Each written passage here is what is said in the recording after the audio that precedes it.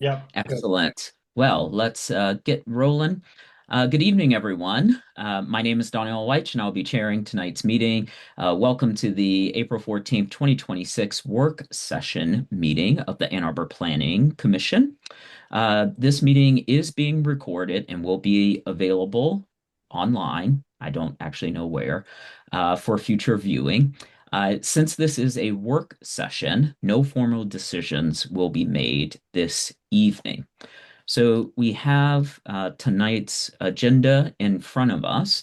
And right now, two, four, six, eight, I think we would be okay. I was going to just communicate that we were going to be limiting public comment to 30 minutes at the beginning of the meeting, and then there would be more public comment available at the end of the meeting. So if you are interested in addressing the Planning Commission, would you please raise your hand so that staff can identify you, and that will help us as we make our way. And so, with that, Mr. Leonard, could you invite the public commenters to address the Planning Commission for up to 3 minutes? Um, since we're on Zoom, you just use the raise hand feature. Staff will call you based on your name. And at the beginning of your comments, please state your name and address. And then everyone has 3 minutes to address us.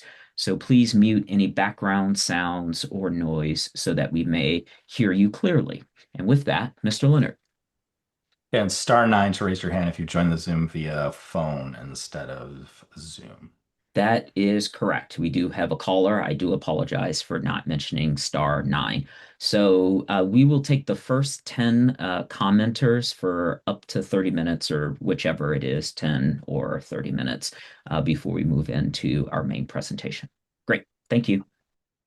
Shannon Lau, you have 3 minutes to address the Planning Commission. Hello all. Thank you for being here and all the work you've done leading up to this point. I want to share my support for the Adams proposal that was put forward a couple weeks ago. I think it's the most high yield and highest impact solution or implementation that we have so far that's going to really maximize housing development in those transition areas. I don't see the solutions currently laid out by the staff memo as effective, and a lot of the discussion around floating residential actually puts us a step back from what we laid out already in the comprehensive plan. I also want to voice my support for the text amendment submitted by the Community Land Trust. I am really excited to see that, and just it's a direct implementation of the comprehensive plan and being able to allow up to triplexes into all of Ann Arbor. Yeah, thank you. Thank you.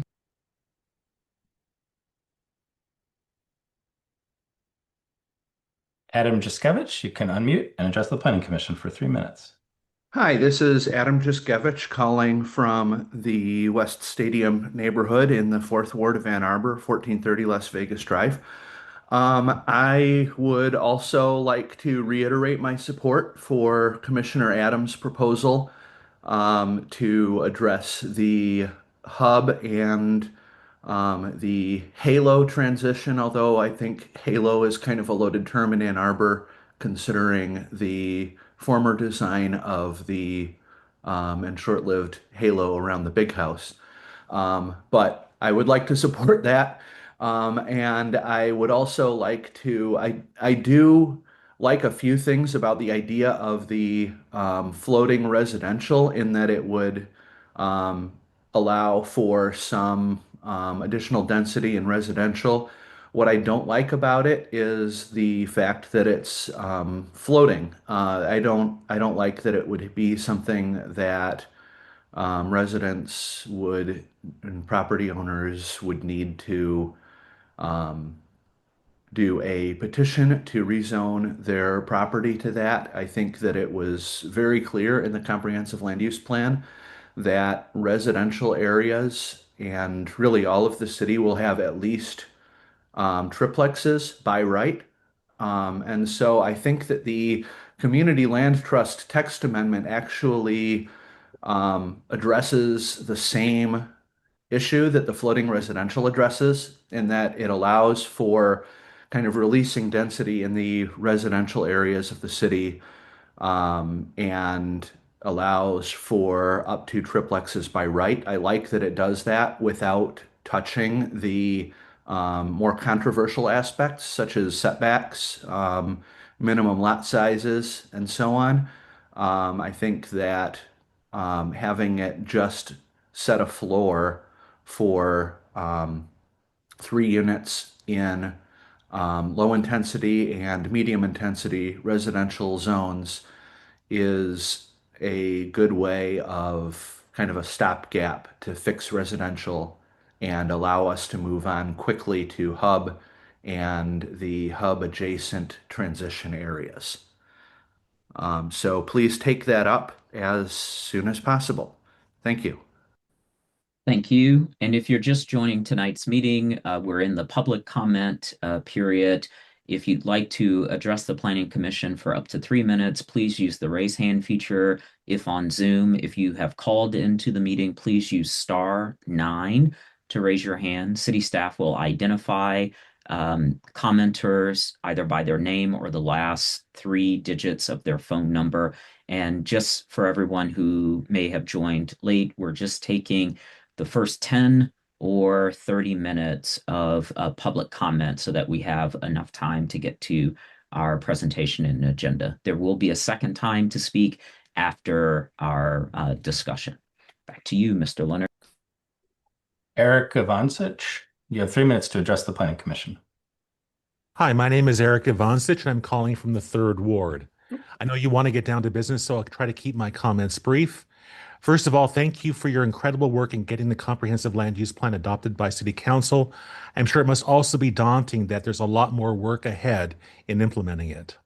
I want to encourage you to move forward with an implementation plan, such as the one proposed by Commissioner Daniel Adams.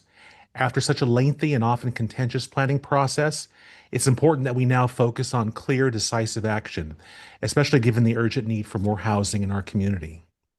Additionally, I strongly support taking immediate action by approving the Ann Arbor Community Land Trust text amendment to allow 3 units by right citywide, as called for in our comprehensive land use plan. This is a practical near-term step that avoids getting bogged down in more complex and potentially divisive questions like setbacks and minimum lot sizes, while still enabling real progress. It would also allow the Community Land Trust to begin building homes for essential workers right away. Thank you again for working to address our housing crisis, and good night. Thank you. Tom Stolberg, you have 3 minutes to address the Planning Commission. Thank you. First thing I'd like to address would be short-term rentals. These would be non-principal residents, short-term rentals. The Renters Commission calls for moratorium on those in terms of new licenses for those, and I completely agree with them. So hopefully you can address that immediately and recommend to council, because it's going to be council who's going to have to pass that. The threat and the uncertainty is very large from short-term rentals. We prefer to have long-term dwelling units. Secondly, the places that you left without a land use category need to be addressed immediately. Those residents deserve to know what land use category they're in. If they've been left residential or transition, that is not a formal land use category. You're making all kinds of decisions about transition, maybe sooner than later, and they don't even know if they're in transition. Next, I'd like to address the idea that the comprehensive land use plan stripped out a lot of the details. It was a political more than planning decision. A lot more details really belong in a comprehensive plan than are there. But one of the things that was said was, don't worry, the details will come later. We'll do a neighborhood level review. It'll take a long time. Well, we're seeing that that's not necessarily going to happen. We don't know. You have to make some decisions this evening, and you're not going to vote this evening, but you're starting that process. I think you need to honor what was told to the people and not rush things. Also, in terms of the text amendment that was proposed, I think it's absolutely uh, deceitful for anybody to say that it's simple, it just merely does this, it's narrow. No, this is sweeping. It would take every lot and make it capable of having at least 3 units on it, for good or for bad. And those units are not necessarily affordable. They could be very expensive. They could be very large, under the current categories, height limits, etc. Real easily, though, you could make it completely dependent upon affordable housing. The page 74 that was included in there, cross out the language that was added and put instead additional units not to exceed a total of 3 units are 30 more seconds. are permitted if they are affordable. You don't get more units than you currently are allowed unless they're affordable. Or you could go page 89 and just say something like what they do there. And the unit limits of this chapter might be increased up to 3 if the following conditions are met. And the following condition would be the additional units have to be affordable housing. So if we want to support the Ann Arbor Community Land Trust, let's make this for affordable housing, not a text amendment that will be expensive housing. Thank you. Thank you.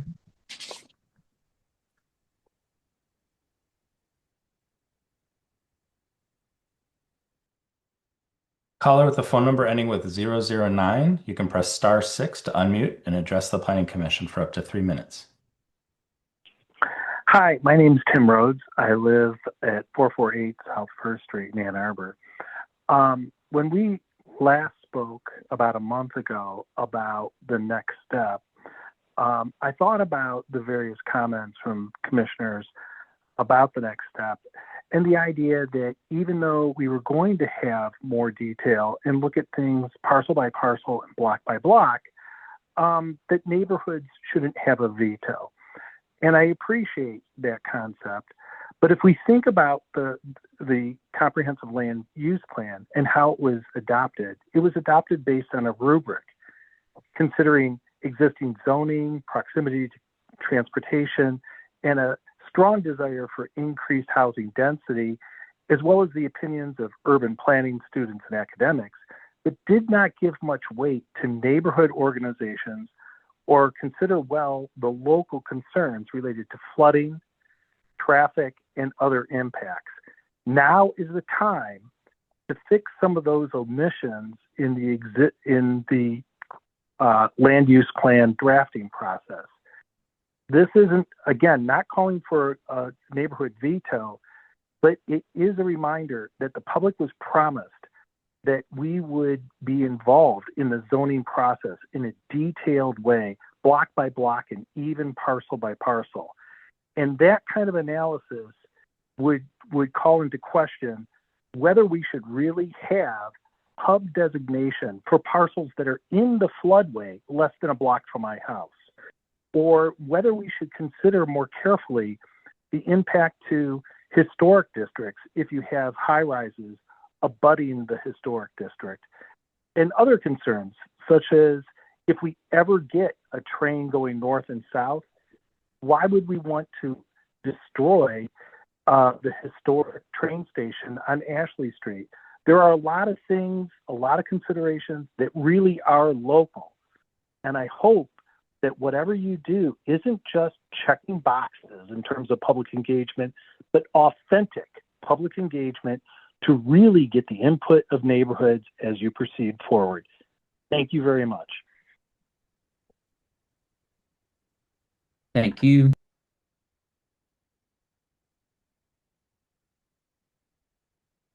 Alex Lowe, you can unmute and you have up to 3 minutes.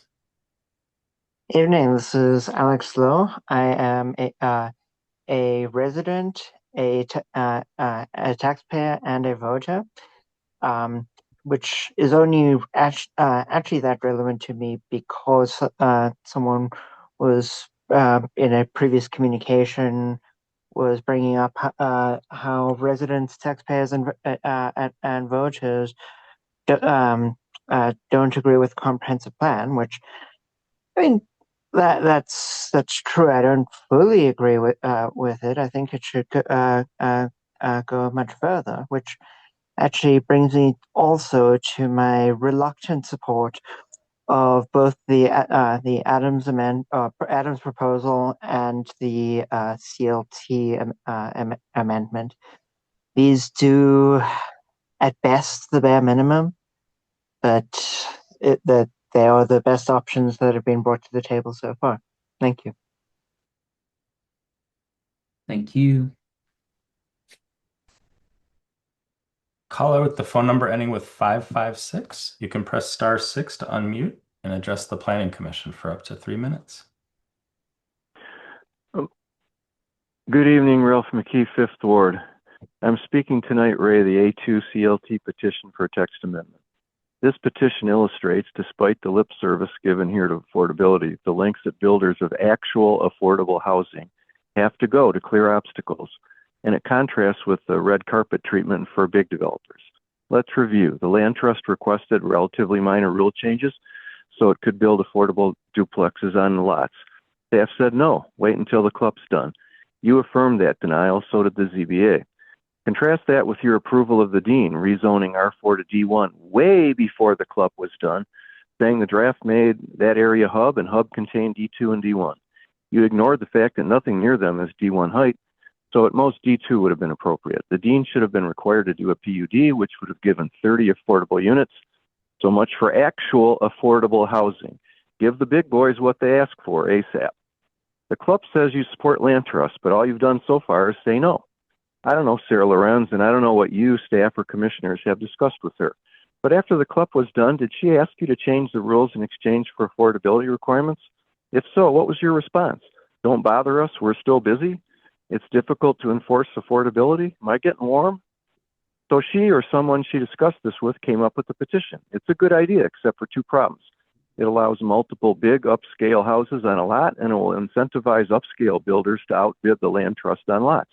So it's a bit of a Trojan horse. All you have to do is add an affordability qualifier. A duplex or triplex project has to have X affordable and or workforce housing. You give the Land Trust and similar builders a head start, allowing them to buy lots with less competition. You should also recommend using millage funds to loan the Land Trust funds to buy lots. Then you sunset the affordability qualifier once you're done grappling with how to decentivize the Bigfoot triplexes. It strikes me that those constantly harping on the McMansion problems don't really want to restrict it. With lot coverage or FAR restrictions, you'd rather have that issued live to use in your campaigning, sort of like Trump did with immigration. And don't say, we don't have time. You made time for the SI Resort, Jeff Hoffman, Southtown, the Klein Lot buyers, and the Dean. Your failure so far to come up with a viable path forward for the Land Trust is shameful. If you don't help them now using an affordability qualifier, your hypocrisy will be front and center, and no one should listen to you about affordability ever again. We'll need a name for you. How about neo-libertarian? Thank you very much. Thank you. Will Leaf, you can unmute and you have up to 3 minutes to address the Planning Commission. Hi, this is Will Leaf from 528 North State, and I also support the Adams resolution. I like that it sets a clear next step for what to do, which is to create new zoning districts to start to implement hub and parts of transition. I want to talk about something that I think hasn't been talked about very much, which is another advantage. I think it's going to be very helpful to start with a baseline of zoning rules that allow the types of housing you want to allow or mixed uses that you want to allow without forbidding detached homes and without being overly restrictive to uses that are already there. So the Adams resolution calls for basing as a starting point zoning changes proposed by Jonathan Levine and I for hub and transition. And the reason we did that and we wrote those changes is because we saw in the TC1 process that it's very possible to provide very burdensome regulations for uses that are already there. And I think if you don't provide that guidance, it's possible that the first draft that comes back will have rules for hub and transition that ban detached homes explicitly or ban them implicitly with transparency requirements and rules that make every first floor be 15 feet tall and 60% transparent. And I would really avoid that because that's going to create a lot of very justifiable homeowner outrage. And I think you can avoid that by saying we're trying to permit more people to live in the city. We're not trying to interfere with people's uh, home expansion projects if they have a new relative coming into their home or somebody aging in place or a new child. You're not trying to interfere with that. You're trying to allow more. So that's an extra perk, I think, of the Adams resolution. Also, it calls for meetings to discuss different aspects of the zoning districts. And I think that's a really good way to do it because then you can get really good public input. If you say, we're going to be talking about permitted uses at this meeting, and you tell everybody, I mean, I like the idea of a postcard. I'd tell the whole city that it's happening, engage the public as much as possible, and get them in front of decision makers sharing their views. I think that's more effective than doing an offsite. I mean, you can have a good offsite engagement session, but I think it's very important that people feel heard, and saying we're talking about this issue 30 then more seconds. is a good way of doing that, in my opinion. And I just think that, yeah, we need the people of Ann Arbor to be informed in making the decisions together, but that doesn't mean delay. Start the engagement process now. So that's it. Thank you. Thank you. Sarah Lorenz, you have up to 3 minutes to address the Planning Commission. Hello. Uh, Thanks for taking my call. As some of you have already mentioned, the Community Land Trust submitted a petition recently. This comes largely from the concerns of our home buyers. We are building 26 homes this year, and half of those homes are constrained to ADUs of 600 or 800 square feet. And the unfinished basement has to be part of that square footage. Some of these folks have families or are hoping to start families, and they would like a little bit more elbow room, the same size as the other homes we're building, just above 1,200 square feet. So they've asked us to explore any and all options to make those homes a little larger. We attempted to do that last year with an ADU amendment, and it just was not quite the right fit to do that through the ADU zoning. So we were exploring other options, and with the new comprehensive plan and the possibility of 3 units, that could immediately, if adopted soon, that could solve our problems with the ADUs on our current homes, the 13 of the 26, and it could open up some really interesting options to create more affordability on other land in the future. So I'm looking forward to the discussion on this to see if this is a possibility in the near future. I'm also interested in hearing more about the floating district that was mentioned in the staff report, and working with everyone to find a solution. I'd love to hear how long this petition might take to be considered in comparison with the full residential rewrite at some point in the future. Thank you. Thank you. Mr. Leonard, I don't see any additional hands. Is that your concurrence? Yes. So if you'd like to speak and address the Planning Commission at this time, we still have about 9 minutes in this 30-minute window to hear from public commenters for up to 3 minutes apiece. Otherwise, your next opportunity to speak will be after we finish our discussion. So please raise your hand if you're on Zoom or if you are connected to the call via your phone. Please press *9 to raise your hand, and then city staff will identify you and allow you to speak. Please move to a quiet area, mute any background noise, and state your name and address at the beginning of your comments. Mr. or Mrs. Phone, you have up to 3 minutes to address the Planning Commission.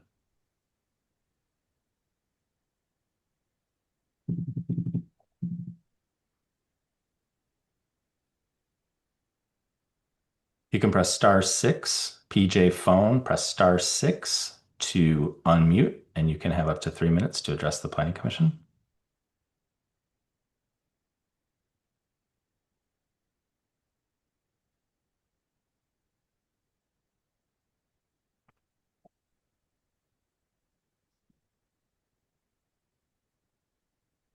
PJ phone Uh, to call.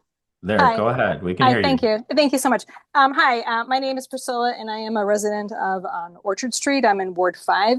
And my neighborhood has just become aware of that our street, Orchard Street, has become now has the potential to become a commercial artery. The north side of the street is now going to be considered a transition zone, allowing high-rise buildings, commercial and non-hazardous industrial use. The other side of the street is now a residential zone, allowing three-story buildings with no height limits. Orchard Street was formerly designated as an R1D, which limits height to 30. So we are, as a community, we are asking that the street, which is a residential neighborhood of sort of mixed income levels, remain as a residential street. It's a very narrow street. If there's any industrial things or anything coming through here, I don't know if they'd have to actually have a parking lot as part of their lot, because there is very limited street parking, and there's no parking on one side because of the narrowness of the street. We're also asking that there be more communication about these things happening. It's sort of by default that we found out about this. We're glad that we heard about the meeting today, but and I think this has been mentioned earlier as well, is that many people are looking for more communication about what is happening. So thank you very much. Thank you. All right, one more call for public commenters before we hear from Commissioner Norton. If you'd like to speak and you're on Zoom, please use the raised hand feature. If you're connected via phone, please use *9. For anyone who is connected, while you decide whether you want to speak, we do have the ability for everyone to subscribe to the Planning Commission's meetings and agenda via the city's A2Gov delivery system. So you can go to the church, the city's website, not the church's website. You can see where my mind is, and go to the planning department, and on there should be a link where you can subscribe to the A2Gov delivery, and then you can select the City Planning Commission. And when our meeting agendas are finalized on Fridays before 5 p.m. each time before a meeting, you'll get an email notification. I'm subscribed to it, and that's how I get notifications as well. So Lastly, you had mentioned the videos. All recordings of meetings are posted to the city's online calendar. It can be found on the city's website. Wherever you search for agenda materials and minutes, you will also find links to the video. And another sort of opportunity for that is CTN Ann Arbor has a YouTube channel, and you can often find meetings at that location as well. All right, Mr. Leonard, I do not see any other participants who have raised their hand. So with that, I will close the public comment.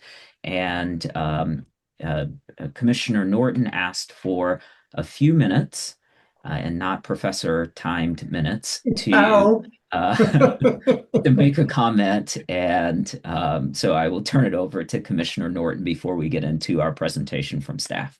Thank Commissioner you. Norton. Thank you, Chair Weiss. I missed the Ann Arbor Planning Commission meeting when the commission adopted the comprehensive plan because of a work conflict I couldn't schedule. And then I missed again for the working session on planning because of my own scheduling goof. So I wanted to take a minute to say some things that I would have said at those meetings had I had the opportunity to do so. Mainly, I want to respond to several claims we heard repeatedly throughout the planning process, which we're starting to hear again. First, we heard repeatedly that the planning process we undertook was undemocratic, among other things. But we don't live in a New England town small enough to call a meeting together with all the residents to fit into a small town hall. Like most of the country, we rely on representative democracy. We expect our city council members to be both followers of their constituent wishes, but we also want them to take the time and effort to educate themselves and provide leadership on difficult policy decisions. And under Michigan's planning and zoning enabling laws, the land use plan is the city council's plan. City council has the authority and the responsibility to guide its development, and council is expected to follow its goals and principles once adopted. The role of the Planning Commission is to provide analysis and advice to aid that process, not to make policies itself or an isolation of city council that would be binding on city council. So the way the comprehensive land use plan played out in Ann Arbor was entirely democratic and exactly how it should have played out. Our city council was elected on a policy agenda that recognized the housing troubles we're in. The council directed the planning commission to do a comprehensive land use plan update and to focus especially on those housing troubles. Planning staff and the CPC provided extensive and varied opportunities for public input. And indeed, both the city council and the planning commission made multiple modifications to multiple drafts of the plan to reconcile as best we could all of the competing concerns. Consent of the governed doesn't mean that every individual citizen or every neighborhood gets a veto power over any policy that might be adopted that they don't like. And the fact that we weren't able to craft a plan that fully satisfies everyone doesn't mean the process was undemocratic or corrupt, or that council commission members weren't listening. It just means that the challenges we're facing are really complex and uncertain, and they implicate really important goals that are in tension with one another. So there's just no clear and easy way to navigate through those conflicts.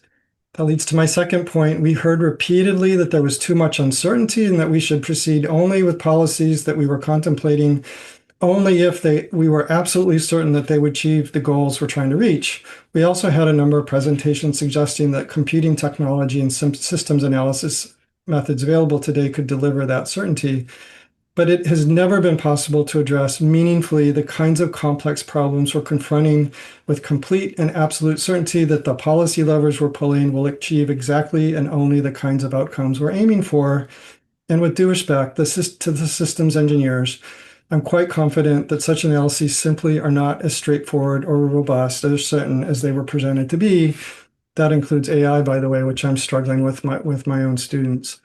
A little aside there. My third point and final, we heard repeatedly that the Planning Commission was convinced, too simplistically and correctly, that upzoning all the residential neighborhoods would solve all of the city's housing troubles by affording suitable affordable housing. We also heard that there were other ways to do this, much better ways, notably by supporting the Community Land Trust and by providing more publicly subsidized housing. But in all of our deliberations, I never heard any planning commissioner or staff suggest that allowing more density in the city, including in the neighborhoods, was the one and only silver bullet solution to solving the city's housing problems. Everyone recognizes that allowing more density is necessary, but it's not by itself sufficient. Everyone recognizes that we need to undertake multiple efforts through multiple policy changes and coordinate them as best we can to have any success, including supporting nonprofit efforts and providing publicly subsidized affordable housing, along with allowing for private market development. Indeed, we need more private market rate housing because that's always been the main mechanism to provide housing in Ann Arbor and throughout the rest of the country. Recognizing the role that private market plays is not supply side economics. It's just acknowledging that a substantial reason for our limited housing supply relative to demand is that we have limited housing supply because our zoning regulations limit the possibility of developing new housing. And we should all recognize that even leaning on the ACLT, the Community Land Trust, will require rezonings to allow increased density, including within neighborhoods, for them to have a place where they can actually build more affordable homes. And we should finally recognize that while we should continue to support providing publicly subsidized housing like we do, we should also contemplate carefully and fully the local tax implications of doing substantially more than we're currently doing. Again, I'll repeat, there's an important role for the private market to play here. So I fully recognize and appreciate the apprehensions raised by folks who are concerned about the changes that are coming. I know change can be scary and unwelcome, but I also fully recognize and appreciate the concerns of residents who are being pushed out of Ann Arbor because of limited options, and the folks who would like to move here but just can't afford to do so. Doing nothing doesn't mean that things won't change. It just means things will continue to change in ways that leave us ultimately worse off. I think the plan does a good job of laying out the balance we need to strike as we move forward with the zoning changes coming next. That change is going to be challenging, and we do need to move with some urgency because of the housing crisis we're in. But we also need to do some due diligence and make sure that in our haste to ease up on housing constraints, we don't make mistakes or create new problems that we will all come to regret later, even the folks who move in. I'm thinking specifically here of the need to ensure we're adapting adequately to climate change, which we cannot avoid. It's coming, it's on the way. And that implicates things like natural features and stormwater management. We don't need to start from scratch. The city's already done a lot of analysis on these issues and is completing more this summer that we can pick up and work with quickly. So we do need to move with urgency, but we need to move with deliberate urgency. The way to do that is through a public engagement strategy, which we asked the staff to produce and we're going to talk about tonight. I really hope the public will engage us constructively and in good faith so that we can figure out the best way to move forward. Some of the things we can address, I think, pretty quickly because we did debate them extensively through the planning process. Other things will need to slow down and take some more care and make sure we could get good public feedback. And that's what I'm hoping that we can figure out how to do tonight in future meetings. Thank you to my apologies to my planning commissioner fellows for not making the meetings that I missed. And thank you for bearing with me tonight to let me say a few words. Thank you, Chair Weich. You are welcome. Thank you, Commissioner Norton. So we will move straight into our presentation tonight, which will be led by Planner Bennett. Generally in these meetings, Planner Bennett asks that we call Planner Bennett Michelle. So I will allow Planner Bennett to affirm that if that is the place for our conversation tonight. And with that, you are in charge of the start of this presentation. Okay, thank you, Chair Weich. Yes, I will go by Planner Bennett or Michelle. Some of you all can't help yourself with Planner Bennett, and I have gotten used to it. Okay, I'm going to share my screen here so we can go over the materials that are in your packet. Is everyone seeing a memo that says UDC background in response to Planning Commission questions? Okay, I would like to spend the majority of the time that we have left discussing all of the options that were provided today by staff, but I do think we need to touch on these two documents briefly. So I will give a high-level overview, ask if there's any questions, and then I will move on to the options. This memo here is primarily to address some of the questions that arose in our last meeting. So there were some questions about the city's experience with moratoriums. There were some questions here about our past zoning efforts and to see how long those took and what the steps were for those. So we have discussed here, TC1 was kind of our last big amendment at a large scale. So we broke those down into the different steps with the types of meetings that were held and the duration of those. There was questions about our recommendations, which are the options that will be provided, about infrastructure capacity, which the studies are still ongoing with our engineering staff and systems planning staff. I believe they're going to council at the end of this month to talk about some of the results, but that their studies will not be complete until June. And so we will be somewhat dependent on that as well. There were questions about development activity. So we've listed here what our active site plans are, where they fall, whether they're in hub, transition, or residential. In the last month or so since the last meeting, I and Brett and Alexis, we've all met with Minneapolis, Charlottesville, Virginia, Grand Rapids, Austin, Texas, and I have since talked to Kalamazoo. They didn't make it in time to get in this packet, but I have some updates from them as well. We're asking them about their process, how they went about this. I looked at their zoning, their overlays, their future land use categories. Some of it was internet research, but most of it was interviews with their planners as well. And then lastly here, what the roles could be of how we approach this, whether we want to go through the ORC or continue as an entire body, and then some of our standards that we would like to make sure are also a part of the update. So I bring these up just because as we're talking about options, some of these things may come up, and so we can refer back to this document. But again, this is just this is background for tonight's conversation. I'll go to the engagement one and then I'll pause and see if there's any questions. We have heard from many that our engagement has been insufficient.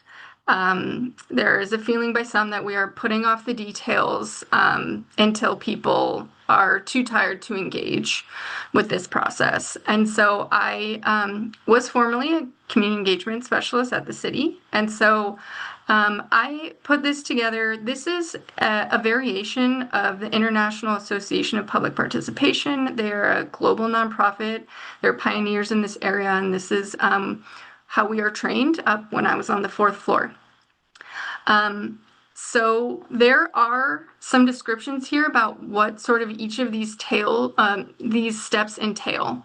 And so just briefly, inform is a very important, it's an essential part of engagement. We cannot be having conversations with the public when we do this all day, every day, and have degrees in this topic and discuss these topics, and they're brand new to the field, right? We have to be able to inform people about the processes, the content, so that we can have productive conversations. And so I added that to every stage of this because in an iterative process, as things change, as we learn more information, we need to be constantly including inform in any stage of engagement. And so you can see here, consult, involve, collaborate. These are brief descriptions of what those mean. And I have talked about here what some methods are of engagement for each one of these. And I think most importantly, when we go on to the options, you will see at each step, we state what we think would be a full, moderate, or light engagement. And so that refers to this graphic here.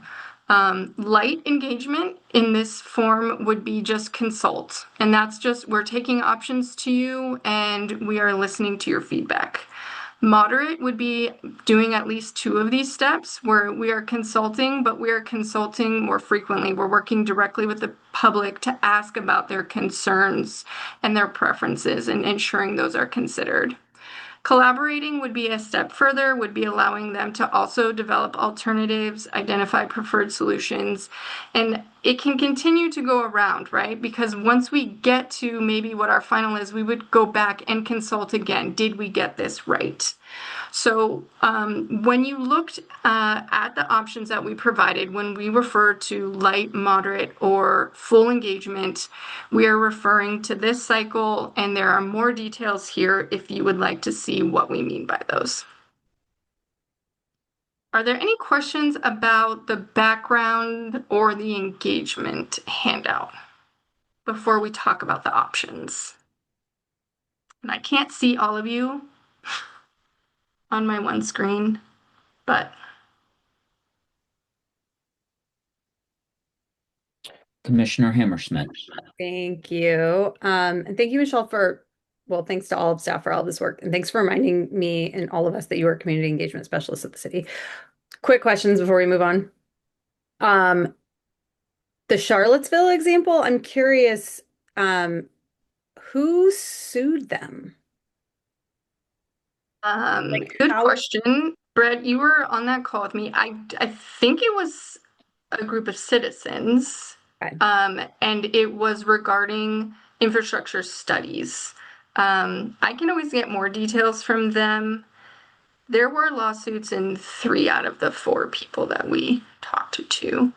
Yeah. So did that impact their rezoning, or was it? It delayed it Okay. for a significant period of time, but now they have, after the resolution of that legal action, they have completed their zoning. They have not, based on our conversation, they've not realized sort of any infill development in their neighborhoods subsequent to that rezoning yet. Okay, thank you. Any other questions?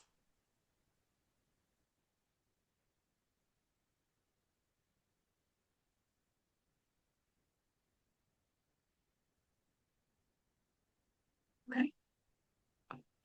Councilmember Dish. If this can be a quick answer, and if not, we can postpone it. But Michelle, how do you see the let's see, consult, inform, collaborate? Whoops, I'm sort of not, did I get those in the right order? mapping onto the work that we've already done with the comprehensive land use plan Yeah, engagement? that's a good question. And I'll be honest, when we were talking to other cities, there was quite a spectrum. There are people that believe that a lot of the engagement has already been done during the comprehensive plan, and now they've moved on to the more technical side, and it is more a question of informing residents of the progress that is being made and more educational. There were also some other ideas we learned about how cities engaged with the public on this. Um, so when I wrote about this, I did think of the comprehensive plan as one pretty substantial step in our engagement because we spent about a year and a half doing that. I'm not saying I think that it's over. I think that it depends here, and this is what's towards the end of when to apply what levels. And so I think we've heard pretty clearly that people are most concerned about what happens to their neighbor on their street in their neighborhood. And so my our recommendations here are the closer you get to someone's home, the more engagement should be done. And so we can say here that would be full residential, or I'm sorry, for residential full engagement. And so in that sense, I think it would be writing a draft, going to the public, consulting, hearing what their concerns are, and continuing to work on that draft with them together. I, and anyone can correct me if I'm wrong, I felt like as we got further away, maybe with something like a hub where it's already sort of like a self-contained shopping center, my impression was that there was a lot less concern, and that could be a lighter engagement. Certainly, I think I added, these are all subject to change as things come up and the public may, feel differently, then we can adjust as we go. But it's generally, I think, the closer you get to someone's home, the more engagement that you would do, including all of those. Did that answer your question? It did, but it raised another one, which is, Oh, can we pause on the secondary one, or can you yeah, just? it's just how Oh, close are we getting to a home with a text amendment? okay, thank you, Councilmember Dish.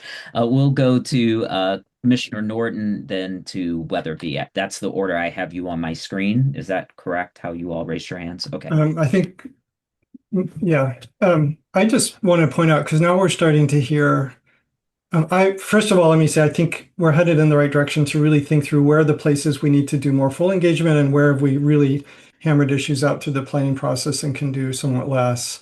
I agree that a lot of the concerns we're hearing are from neighborhood residents who are quite concerned about how their neighbors would change.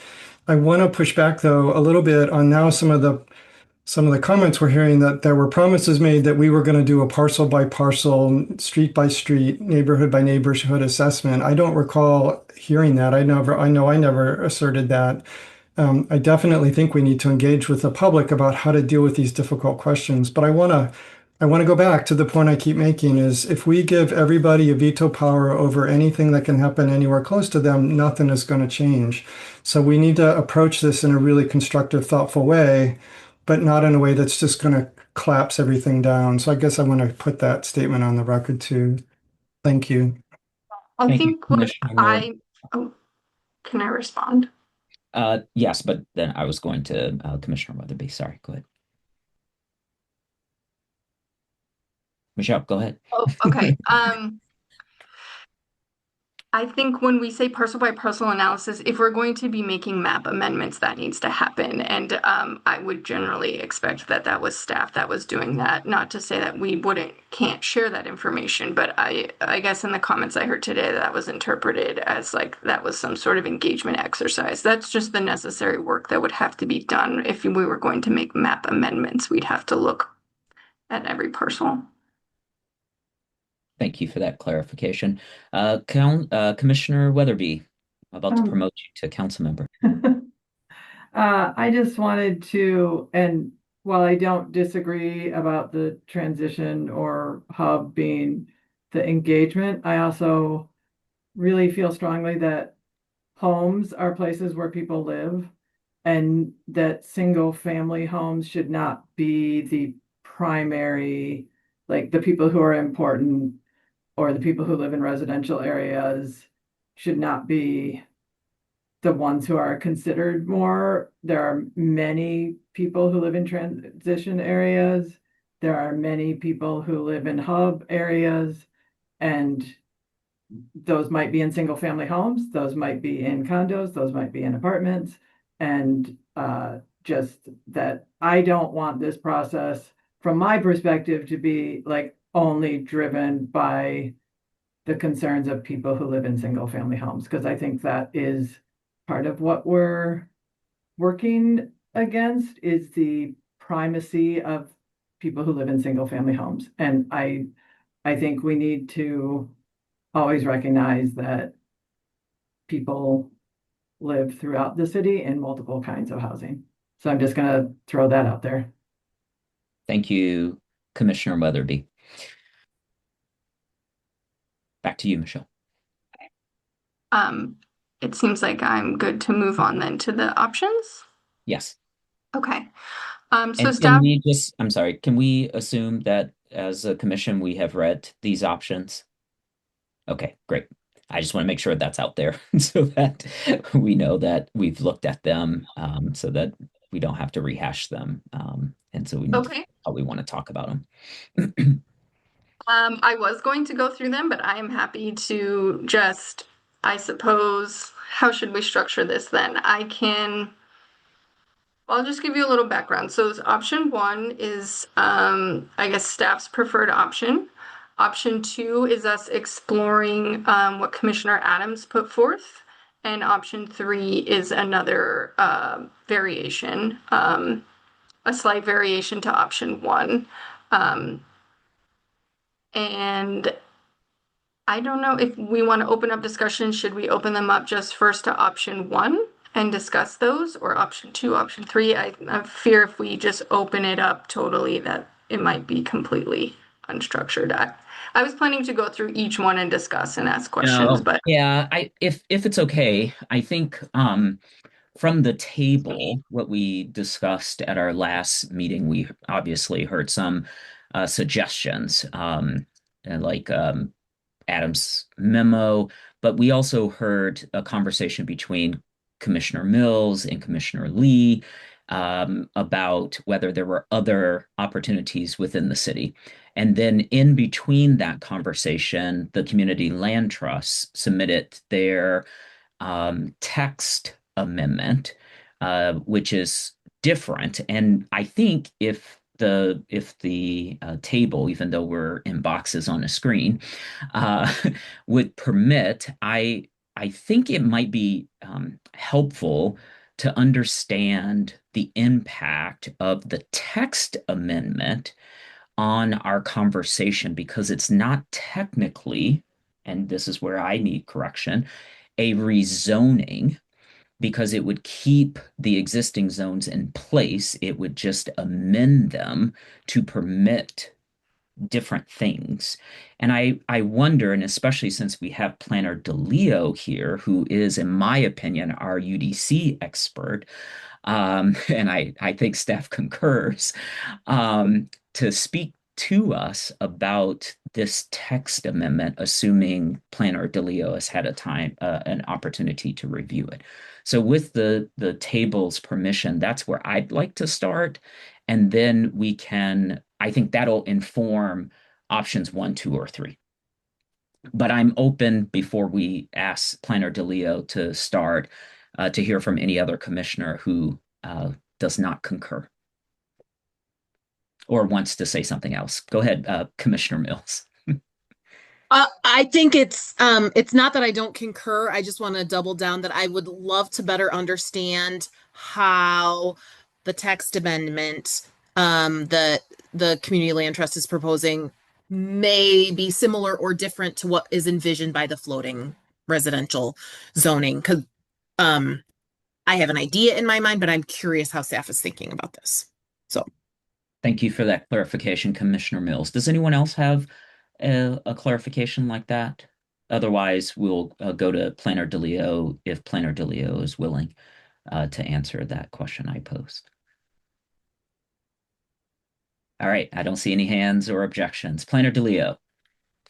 I'm gonna have to have my colleagues,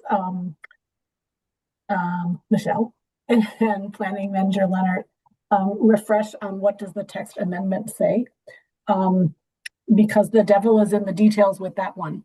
I can stall and say the floating residential would be, we would write, it would be like the beginning of the TC1 process, which I think the table has some memories of, and we would write a residential district that accomplishes the goals of, or at least gets most of the way to accomplishing some of the goals that we're looking for with the comp plan. Multiple units in one building, whether they be duplexes, triplexes, so on and so forth.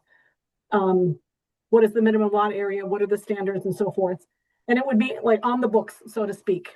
And then that way, anyone who is interested in rezoning their lot, we do not have to reinvent the wheel every single time.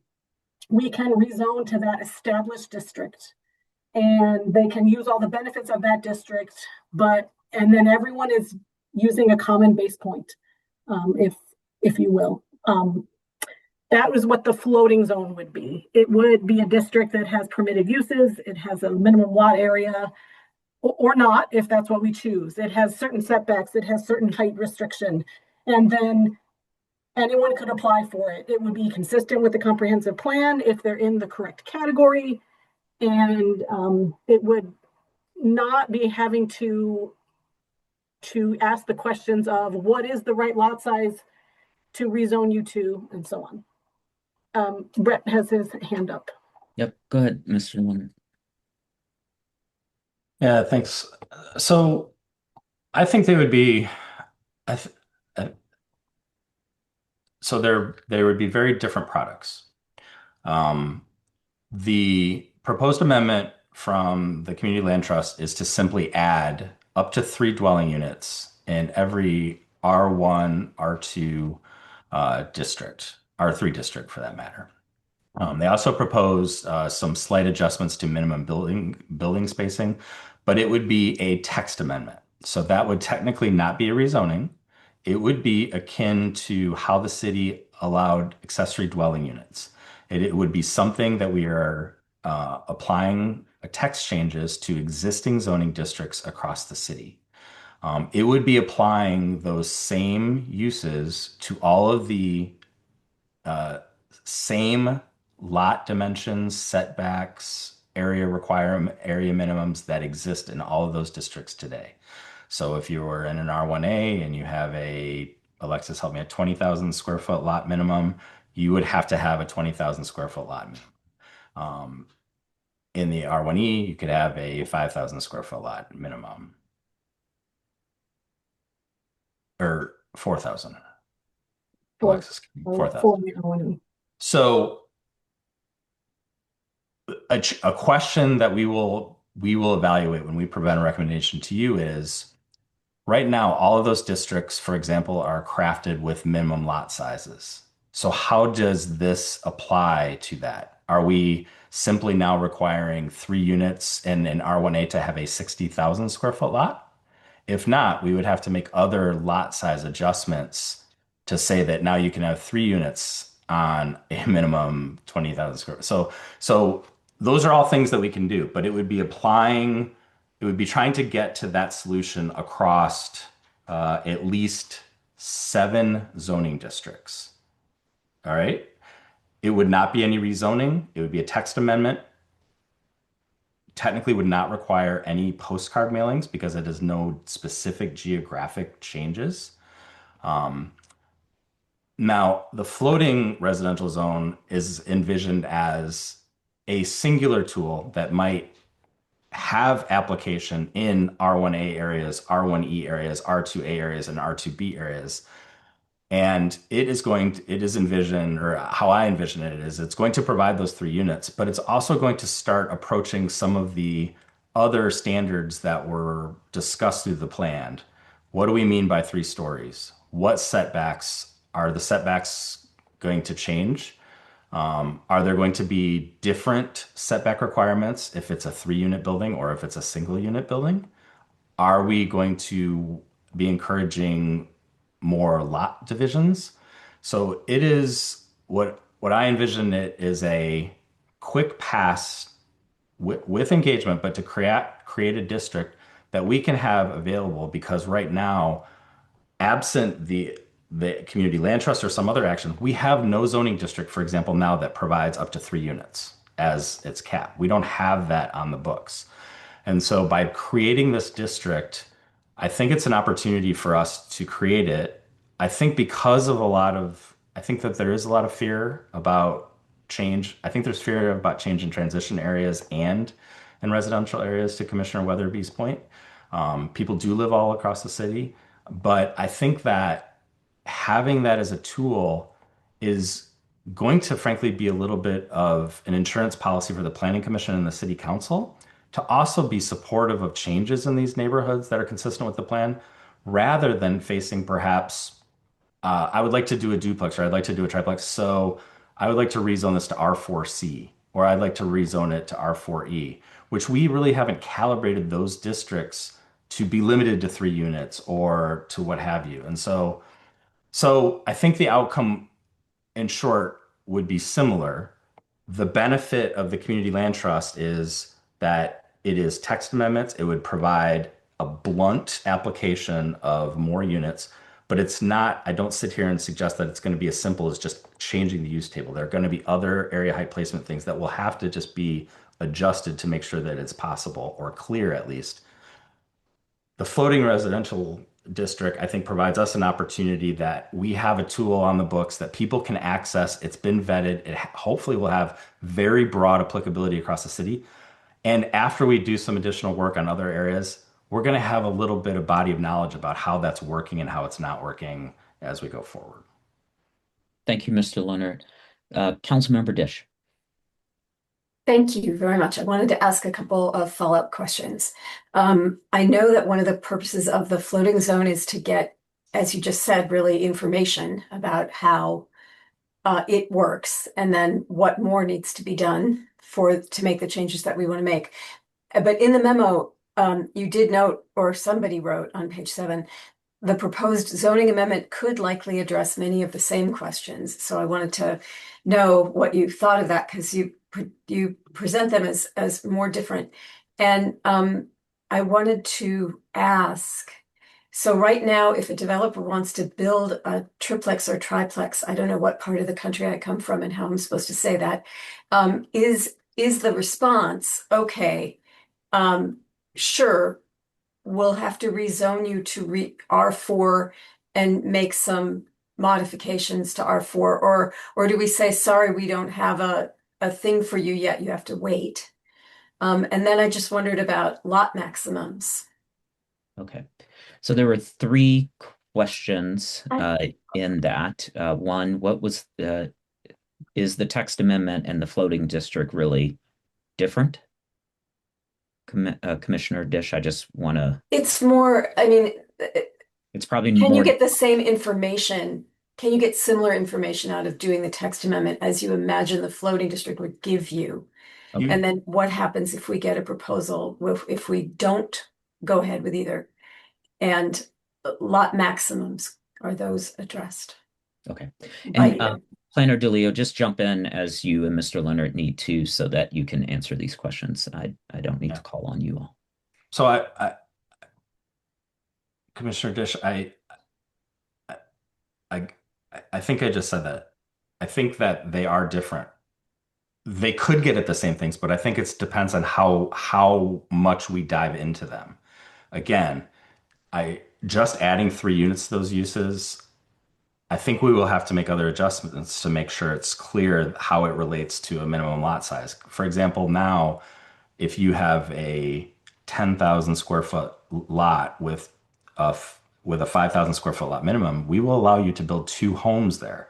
We will have to figure out, how do we extend the same to multiple units in that location? Maybe we just leave it the same, that in order to do a duplex, you could do a duplex there as long as you had double the minimum lot size.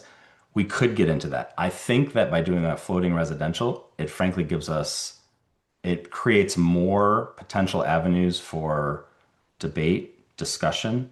It also gives us more of a blank slate to really reimagine what we want, such as maybe maximum lot size, which none of our existing districts have currently.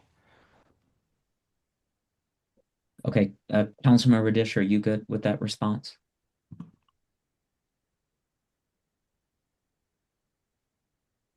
I don't know how to interpret. Yes, because we should go on. Yes, I mean, it's Okay. just that we heard so much in the correspondence tonight about open field for developers, and I was trying to get at Yeah, what non-action means for that. So I think I missed, just to be clear, if we go through the community land trust and we successfully answer those questions and those zoning changes are made, then yes, that eliminates a step for somebody to be able to move more quickly to build a duplex or triplex on their property.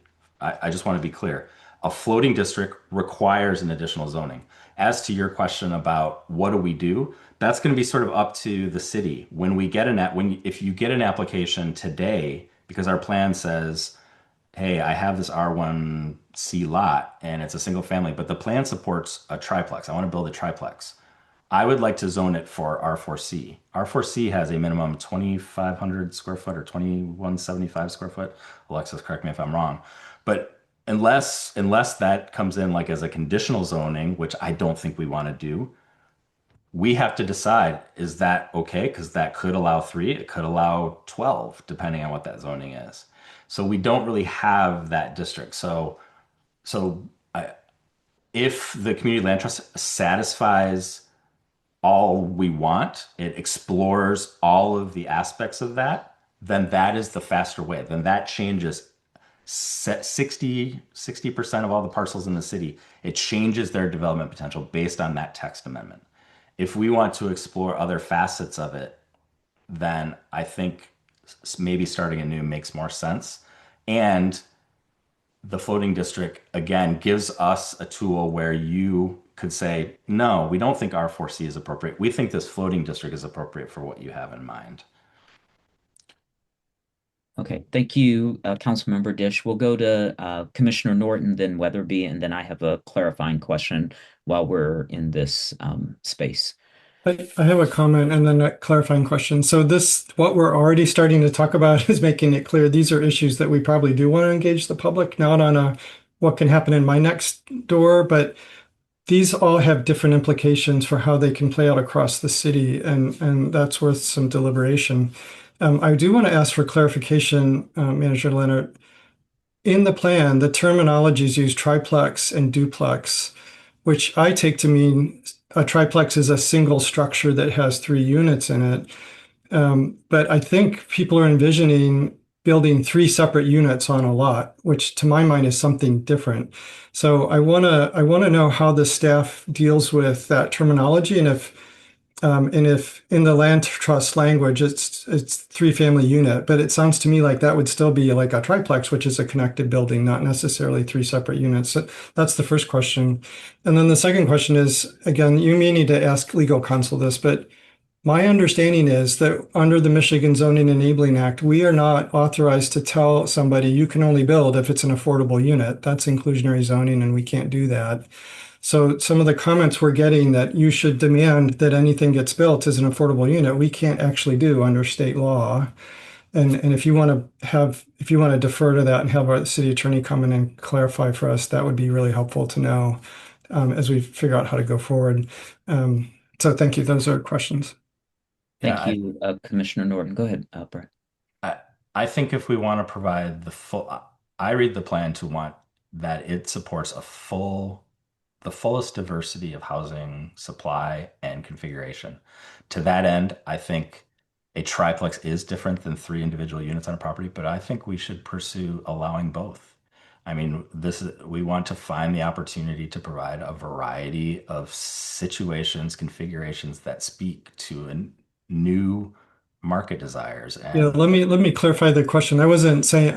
I'm not disagreeing with you on that. I'm saying if we use the word triplex, it would likely be interpreted to mean a single structure with 3 units. So if we're considering and want to allow 3 separate units, we should make it really clear in the language we're using that that's what we're talking about, and not lump that under the concept triplex. That was the point I was trying to make.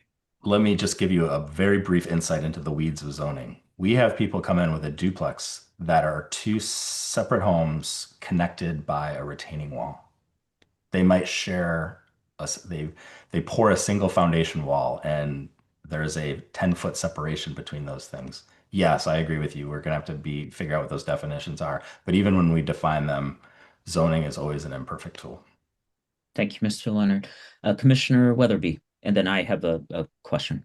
So I just want to clarify. So when we talk about the community land trust resolution or amendment or whatever, that is, we may call it that, but it is open and it would be open and available to anyone with any configuration that matched what was in that, correct? So It'd be any property zoned R1, R2, or R3.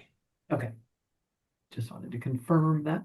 Great. And then as we make our way, can we narrow our questions to singular and then let staff ask? Because I think sometimes the stacked questions can be hard to keep track of. I'm trying to keep my notes of what we're discussing. So I think in that vein, I want to stay with Commissioner Norton's question about units versus lots. So I heard you say something about minimum lot sizes applying to lots, but isn't it the case that minimum lot sizes, is it units or lots that the minimum lot size applies to? I think that's the question.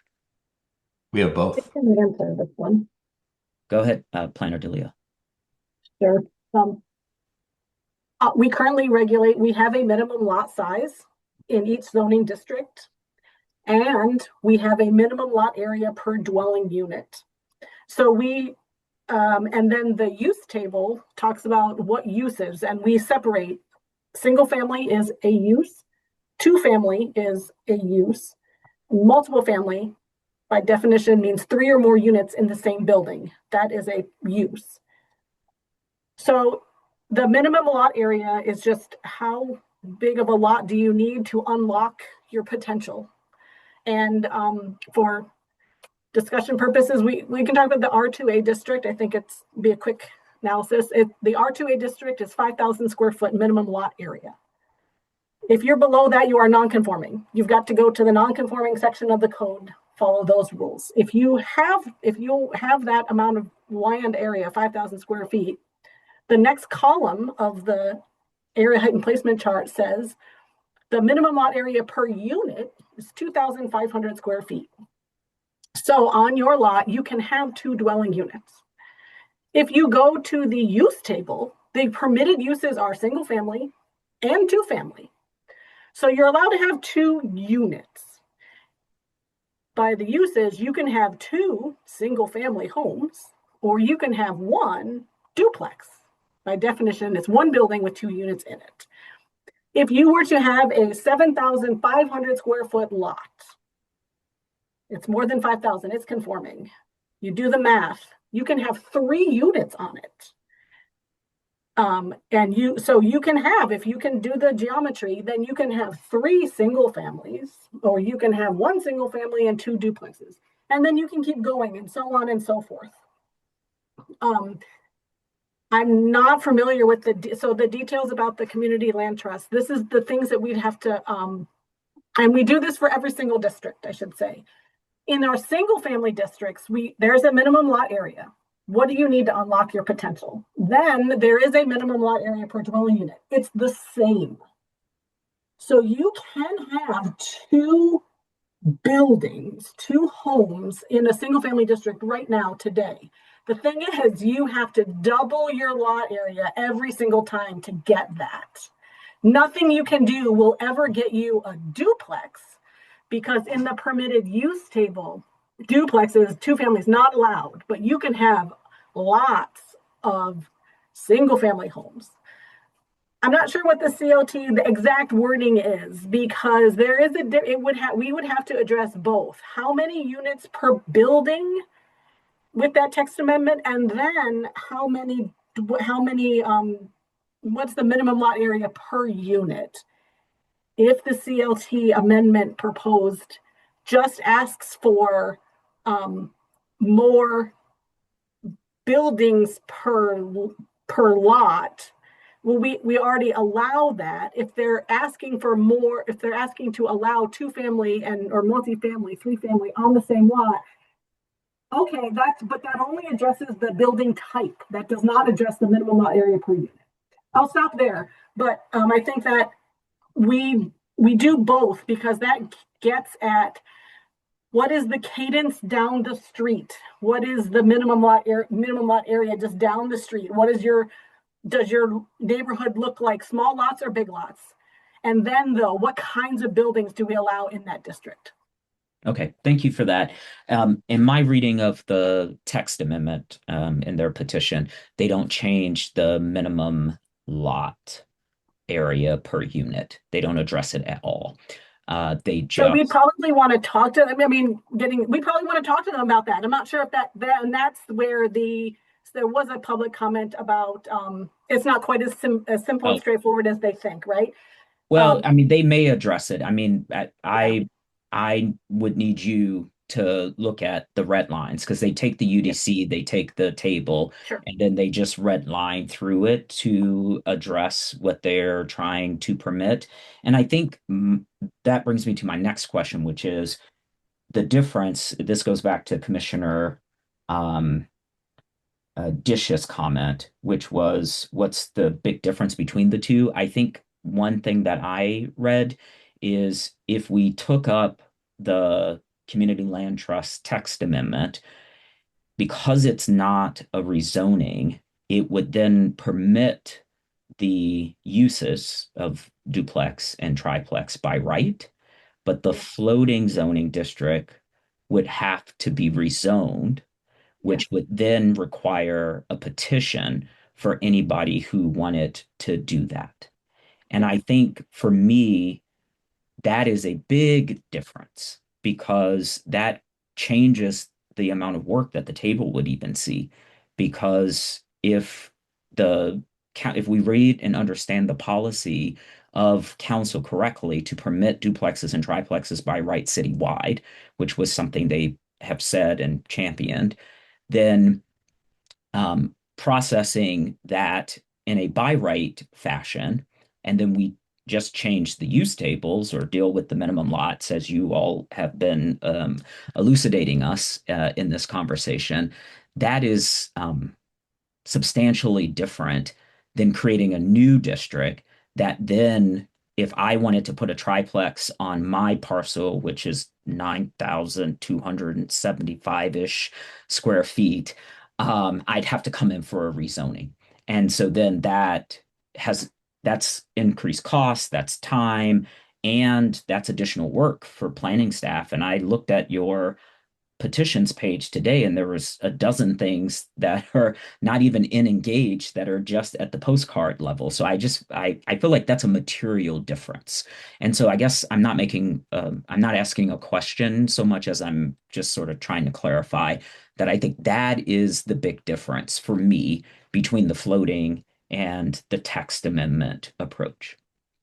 And I saw heads shaking, at least Michelle and Brett's, as I was speaking, that my understanding is correct. And then I'll go to Brett and then to you, Commissioner Mills. I agree with that 100%, Okay. Commissioner Weich. The idea of the floating district was approaching the proactive rezoning of residential later in the process. The alternative would be to not create a floating district, create that new residential district, and rezone everything to it. So that would achieve that similar goal. It's a lot more step that we got to define the parcels, we got to notice, etc. So thank you. Commissioner Mills. Yeah, thanks. I mean, my 2 cents worth is that I read the floating district as kind of the trial balloon, like test something out, see how it works, and also try to make it in some ways simpler, but I think that then takes a lot more time.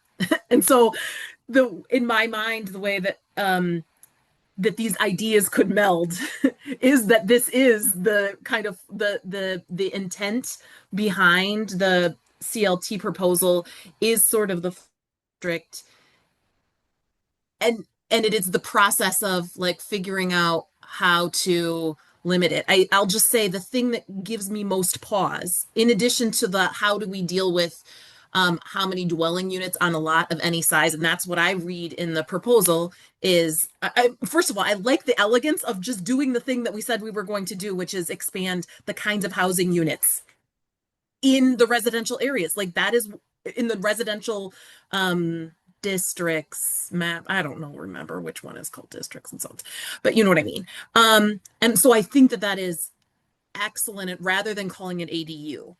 The thing that I think it, and I like the simplicity of not changing setbacks.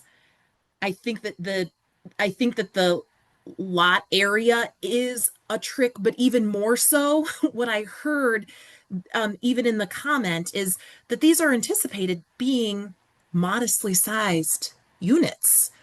And it a broad change could actually lead to a not modestly sized triplex. It could be an 18-bedroom triplex. And I think that's exactly the thing that could set this entire plan back. And so thinking about whether there is either lot combination requirements, if you do that through lot area per dwelling unit, or you do it through maximum building sizes. I think that there's a couple of different ways of doing that.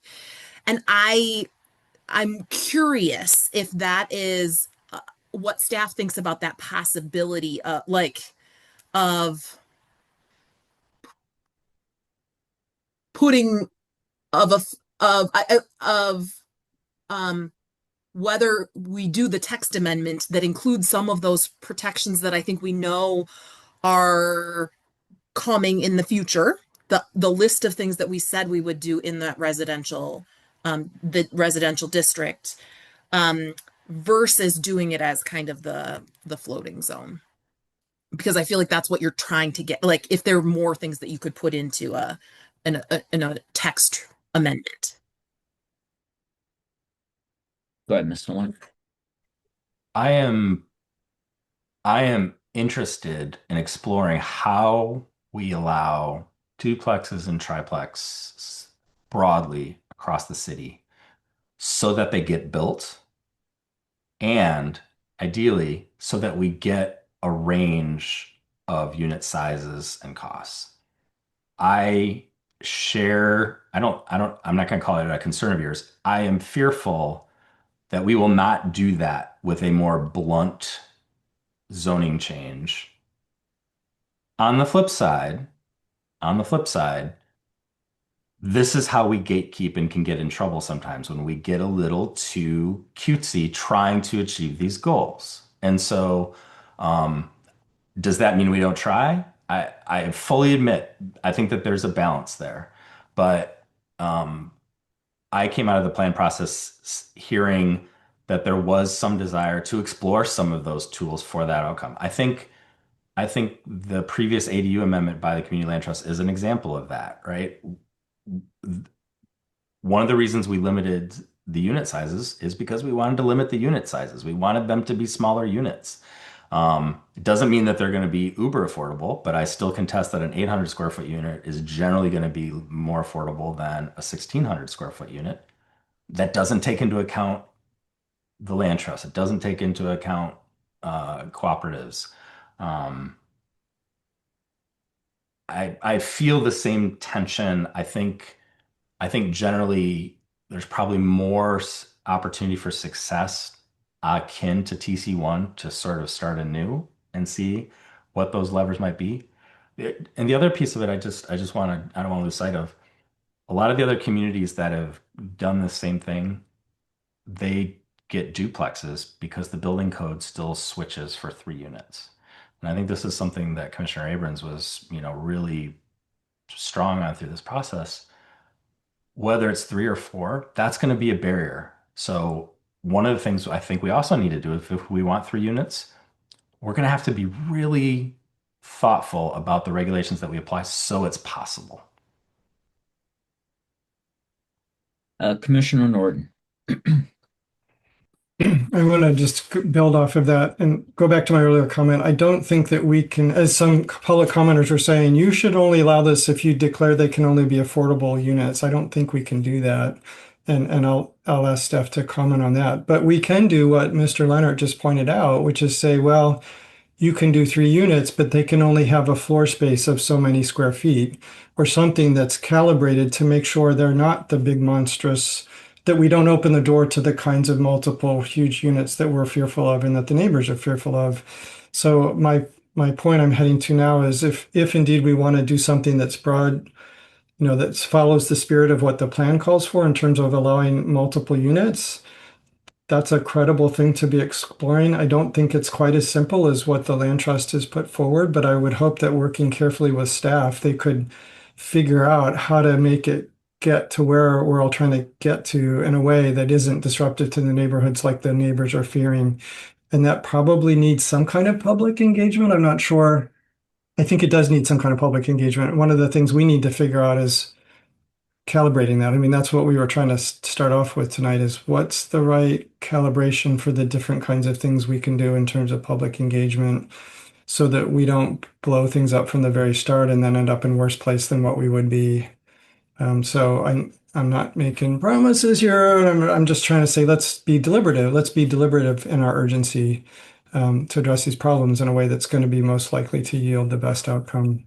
And maybe limiting the structure size of a 3 family unit on a lot might be one way to do that.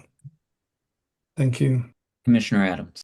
I don't want to sidetrack. We've been talking a lot about the community land trusts proposal. I had some thoughts about the options, but I didn't want to jump in front of anybody else and derail that part of the conversation. So I'll put my hand down and see if anybody else has comments there before I make mine.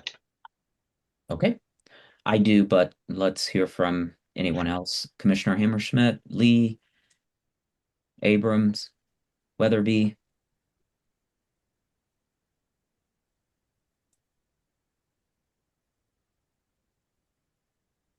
So I guess my question before we move on, because part of why I wanted to start with this is because it was option one, it was staff recommendation on the floating. And then I wanted to contrast that because Mr. Leonard also included the text amendment from the CLT here as an alternative. But to Commissioner Norton's last comment about the sort of maximum limits, which we don't have. I wonder if, in your thinking, Commissioner Norton, you would apply that to single family homes as well, because currently there is no maximum for a size of a single family home. As a matter of fact, one of the things I wanted to say in our discussion last week was in R2B with the special use exception for the sorority, a single family home could build a 24,000 square foot single family home on that site. And instead of a parking lot, put a 16-car garage there, and it would be permitted by right, and it wouldn't come to our table. And they could cut down every single solitary tree on that property. So, I do want to make sure we are hearing Commissioner Weatherby's comment that single family homes are not the only housing type in our city, but we continue to prefer them over everything else. And all of our regulations are for non-single family homes because they don't come to the table. They don't have to do site plan. They just can submit a proposal to the manager, the planning manager, and as long as their height, setback, and placement fits, they are permitted. And we are now discussing lots of rules for housing types that we have for 3 years said we want to have, but now we are about to restrict them in significant ways, in ways that we will not apply simultaneously to single family homes. And I just can't sit here and not comment about that. I'm glad that Commissioner Weatherby spoke up, so I'm not the only person who's saying there are other kinds of housing types in this community. But I do want to note that now you're talking about restricting triplexes, but you didn't say in the same breath, let's also now restrict single family homes. And And I think maybe, that's unfortunate for yeah, this conversation.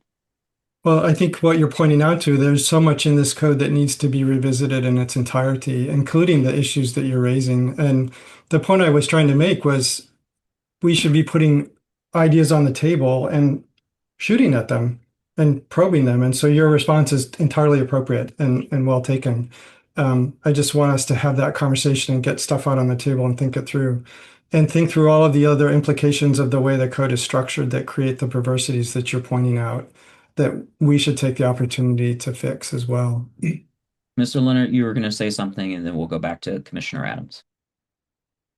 I think Commissioner Norton had posed like a question about affordable requirements, and I am also not going to say that I'm the city attorney, or I am going to also say that I am not the city attorney. However, I will say that we have used regulations in the past to incentivize affordable units. One of the ways we have done that is by providing an increase in development potential over what otherwise would be permissible by just from a market perspective. Um, I think that this plan envisions uh, new regulations that are going to be opening up that opportunity. So I am honestly less concerned about exploring those conversations from a policy perspective or a legal perspective, speaking for myself now, because it's not as if I would be more concerned if we allowed 3 units and we said, oh, actually, we're going to change it. The only way you get 3 units is if they're affordable. That I think gets more into like an inclusionary zoning kind of framework. So I do think the possibility is there. I think the bigger policy questions is, do we want to do that? Or again, do we want to provide the flexibility for a wide variety of housing across the city? Thank you. Commissioner Adams. Um, so I think personally, I have a couple of goals to get. I don't know what our upcoming agendas look like, but before we leave the month of April, I think I'd really like to have decision from us about the sequencing, right? And then also settle on a rough process to execute that sequence so that we're on track to meet our 1 to 3 year timing in the implementation matrix. To me, that's crucial to get done, hopefully in the next few weeks. We can't do it tonight, but I think the staff analysis here is really, really good, and I appreciate laying out the options the way that they have. The peer city analysis, one of the key things I took away from that was that a lot of cities are doing this work at this scale, and they're doing it in and around 3 years. It supports the proposition that 2 to 4 years is kind of the ballpark of how long this process should take. It also, to me, supports the proposition that what I'm going to call discretionary public engagement, so public engagement beyond what the law requires, beyond what we do in the ordinary course, is not standard practice. There's been comments tonight about public engagement, and for me, I separate public engagement into what we have to do, and then things like focus groups and town halls and other things that are supplemental. And for me, I would have to have a reason to do those things. Some aspect of the plan that we need to clarify that would benefit from public engagement. That's a policy objective or a process legitimacy objective that we can identify. Because I just, again, after going through 3 years of work on the plan, that plan should be sufficient to support action. And if it's not, I think we need to be specific about why it's not before committing to doing discretionary public engagement. Because to reiterate it, just so my comments are not misconstrued, I'm not saying we're not going to do public engagement. I'm saying we are doing it. We have to do a lot of it anyway. It's what do we do extra that we want to do and why? That's kind of the critical question for me. The other thing I took away from the staff memo on the timing is it didn't seem to matter how long a city took in terms of the results that they got. Iteration here is, I think, inevitable. And I think Commissioner Mills, you may have mentioned it relative to the floating district. I think we should expect to have to iterate. We should expect that some of the changes that we do right out of the gate are going to require tweaks. And I don't think that's a reason to move slower. I think it's a reason to get zoning into the field so that we can start that process of iterating sooner. That's, again, my comment should not be misconstrued as damn the torpedoes. We should proceed with caution, but I don't want to set the standard of let's not misstep at all. There's going to be some of that. We saw that with TC1 and the process that went into TC1. My recollection is took longer than 1 to 3 years in terms of start to finish. And it didn't necessarily mean we wouldn't have to iterate. We had to. So process only buys us so much here. And I think I think it's important for us to be cognizant of that. On the options, the memo that I submitted, I think provides a pathway forward. I'm still hopeful that a majority of the commissioners will vote to support it when the time comes. Among the options that staff has proposed, it's not the only path forward. I'm pretty opposed to options 1 and 3. We have a legislatively set policy imperative to prioritize reforms that maximize housing. And the plan that we drafted says Hub is that district. Hub is where the action is. So I don't support starting our rezoning work with the least impactful in terms of units category. And I don't support starting it with the most politically sensitive one, which is residential. So I think there's an argument to be made about whether it's transition or hub and in what sequence, but I really want to backload residential. One of the reasons for that we just saw with Woodbury Gardens, and one of our public comments tonight, one of the written public comments pointed out the fact that the 300 units associated with that project are likely larger than the units we're going to get from the residential category once it's fully implemented after many years of development. So that's just one project in a transition or hub zone that can deliver that kind of impact for the city. So that's, again, going back to impact, I think hub and transition are really where I want to start off in whatever sequence the commission deems to be appropriate.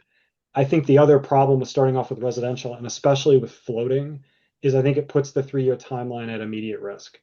I think when I don't want to lead off the process with the most complex, most politically sensitive category.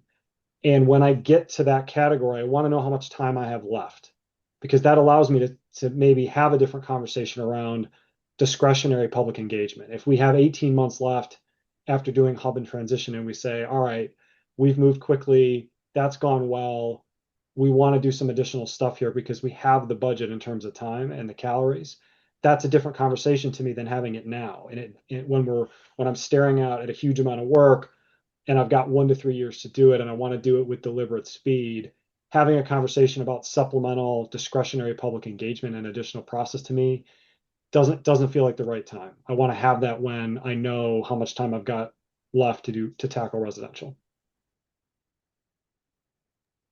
Planner Bennett.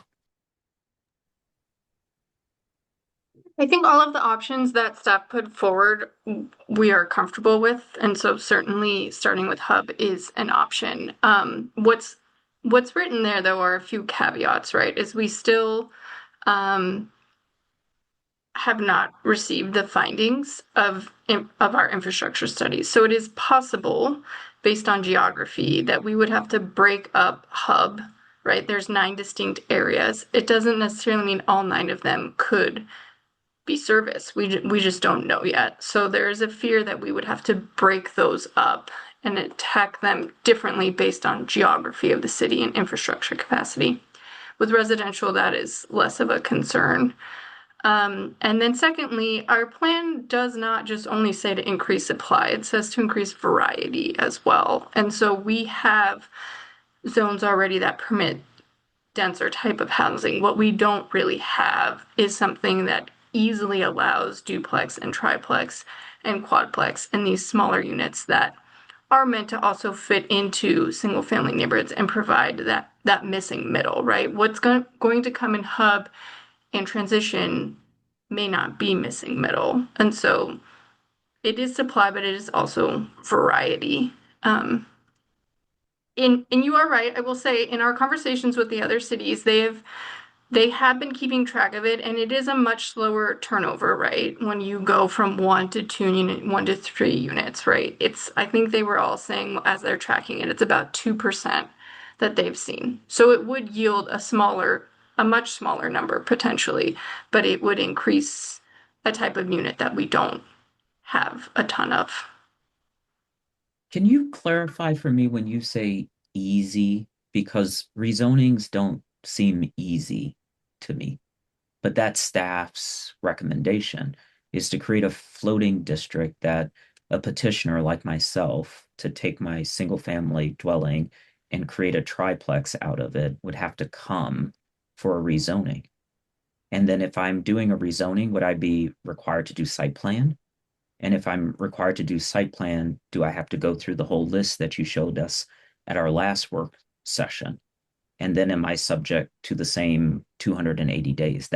I'm just trying, I'm not being contrarian. I'm just trying to understand what we're thinking of when we hear the word easy. Yeah. So we still set a threshold. I'll jump in, Michelle or Alexis, add anything. No site plan would be required for a triplex. We don't require site plans for triplex, so you would not have to do a site plan. The rezoning, typically, I think I would echo Michelle's characteristic of them being easy. Typically, when we are doing isolated rezonings in existing areas, they tend to go pretty easily. Right now, they're single family.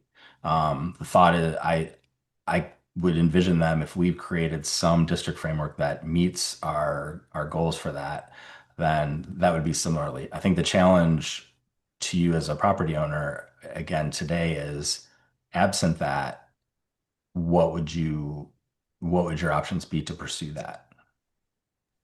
Well, right. We have nothing other than the text amendment from the CLT, which if we took that up, that wouldn't require a rezoning. That would just be a text amendment in terms of permitting that by right.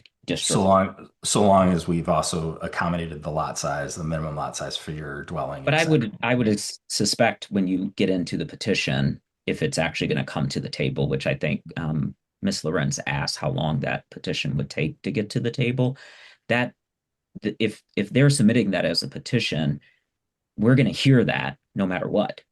100%. And we are going to either vote in favor or against it as a recommendation to council, and then it's going to go to council for its ultimate decision. So in terms of maybe even contrasting it between the floating district, I don't think that's correct because it's going to come to our table no matter what.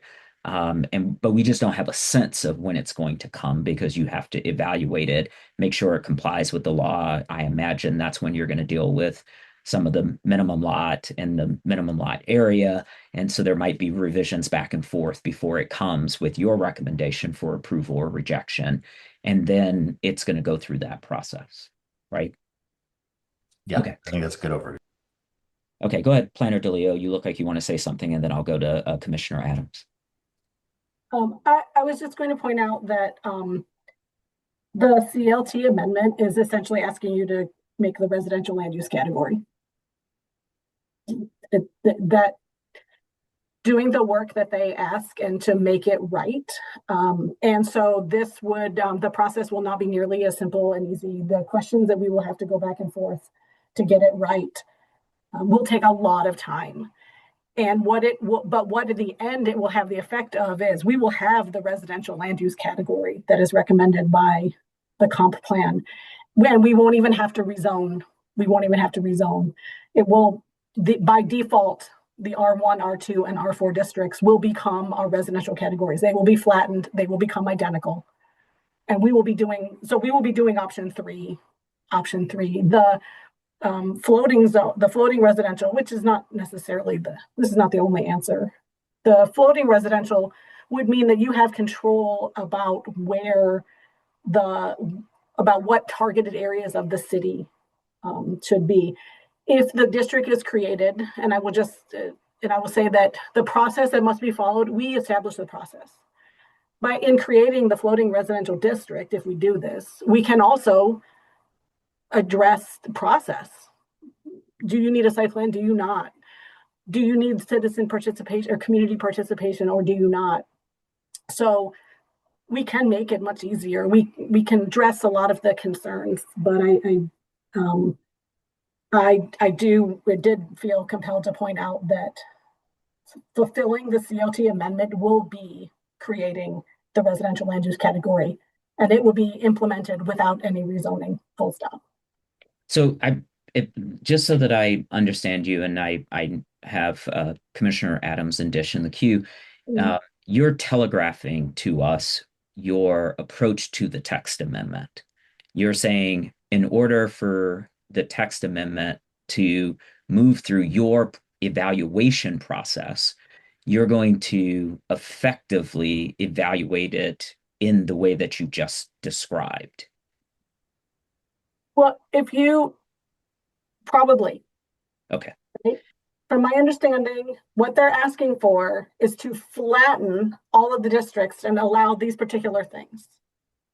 Yeah, I don't know what you mean by flatten. And so I think earlier you indicated that you haven't had a chance to look at the whole thing, Right. but I trust that the petition's going to have the same evaluation process that you do for any petition that comes. And so, as a part of you evaluating that petition against the current UDC, you may make recommendations that will effectively create a new residential zone, even though that's not what they're asking for. And so, what I want to clarify here is that you're telegraphing how your process works because it's a petition. So you're going to have to do that no matter what to get it to our table unless they withdraw the petition, I think is my ultimate question there. Is that correct? Yeah, what I'm Okay, saying, I am telegraphing the amount of work necessary great. to close all of the loopholes that will be introduced. Okay. No, I think that's fair to understand that you have a process for how you evaluate petitions and the work that you'll have to do to evaluate this petition is tantamount to creating a new residential district because you're concerned about loopholes and other things that the petition may not have considered that you consider when you look at petitions. Is that fair? Okay, great. Michelle, you're off mute. I didn't know if you want to say anything before I go to the commissioners. Okay, great. Commissioner Adams, then Dish, then Hammerschmidt. Thank you. Two quick comments. I'm not totally following why the consideration of the CLT text amendment is tantamount to option 3 or option 1. And I'm basing that not on any particular expertise I have relative to zoning law, because I have none. It's more that I'm comparing what they've done, which is a text amendment, to the steps that are outlined in the staff memo, which talk about lots of things that I don't have to do to just say yes to what they've proposed. Now, granted, I think I can understand why we need to run due diligence on what they've proposed.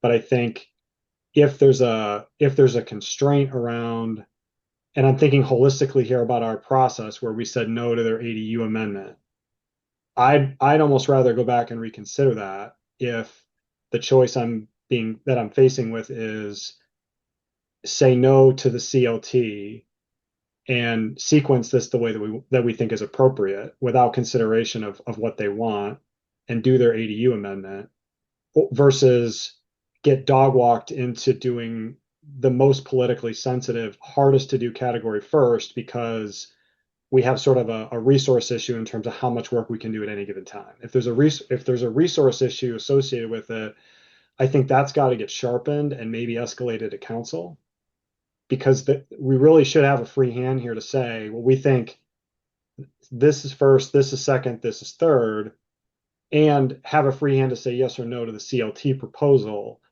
and have the resources to tackle both. We really should be able to do that. If that means if the honest answer is we do not have the resources and it doing what they are proposing here at the text amendment is tantamount to doing residential first, then I'd be supportive of going back and reconsidering that ADU issue again, because that isn't the direction I want to go, and I don't want to link the two things together.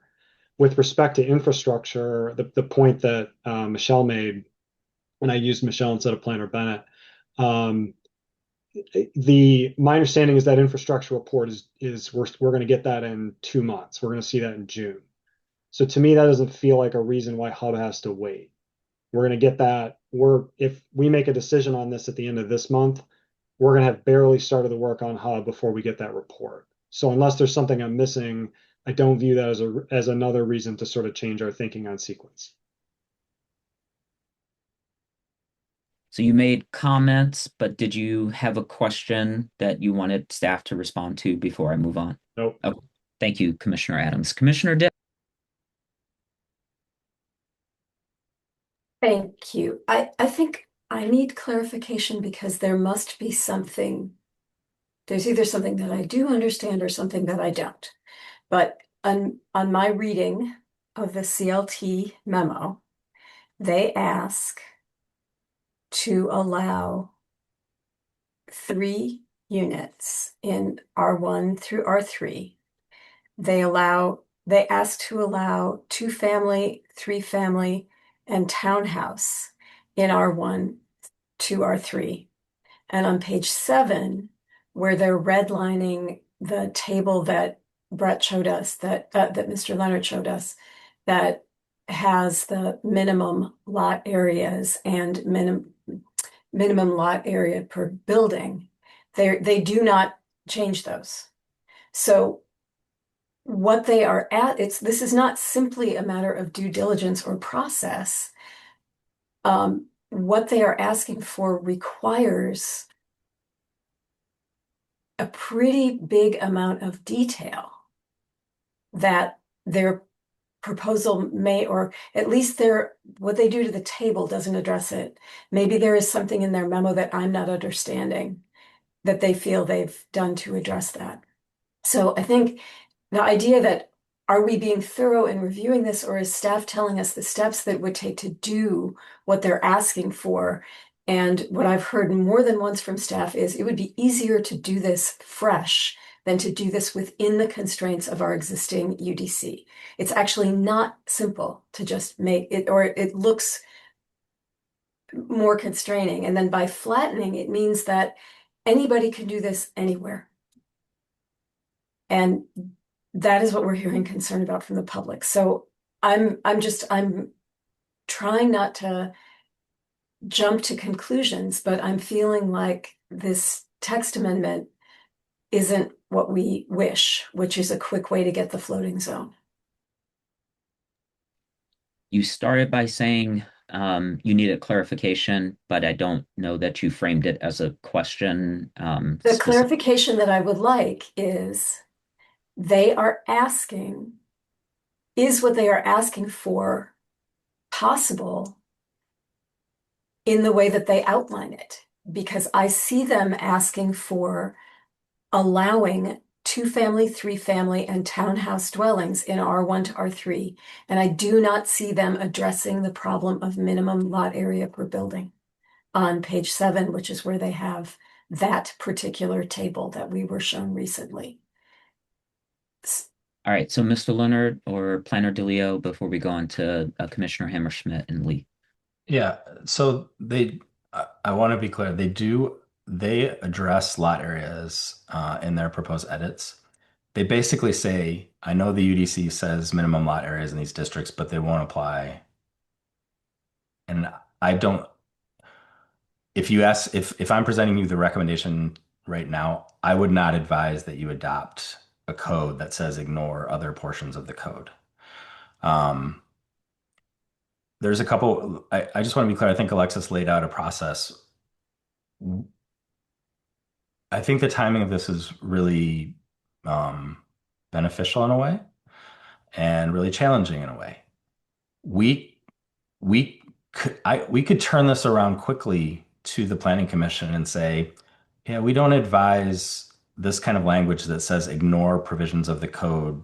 And our recommendation is denial. And then you can make whatever recommendation you want, and City Council can make whatever action they want. Or we could try and work with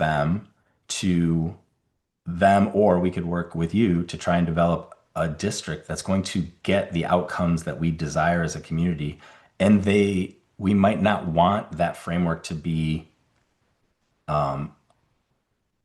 requiring modifications to R1A and R1B and R1C and R1D and R1E and R2A and R2B. We might not see the need for 7 different districts across the city. That is one of the things that this plan calls for, is a simplification of that framework. So yes, undoubtedly, the fastest path without requiring rezoning to any properties would be to change all the text, fix the minimum lot sizes. There's no rezoning. That is, I think there's been several references to that is wading into the waters that people have raised a lot of concern for. Likewise, that same water is being waded into if we start anew with a new district. So I think that that is equal. Okay, thank So you. to Commissioner Dish's question, they do address lot area. It is an exception from the lot requirements. At face value, I would not advise the city adopt that. All right.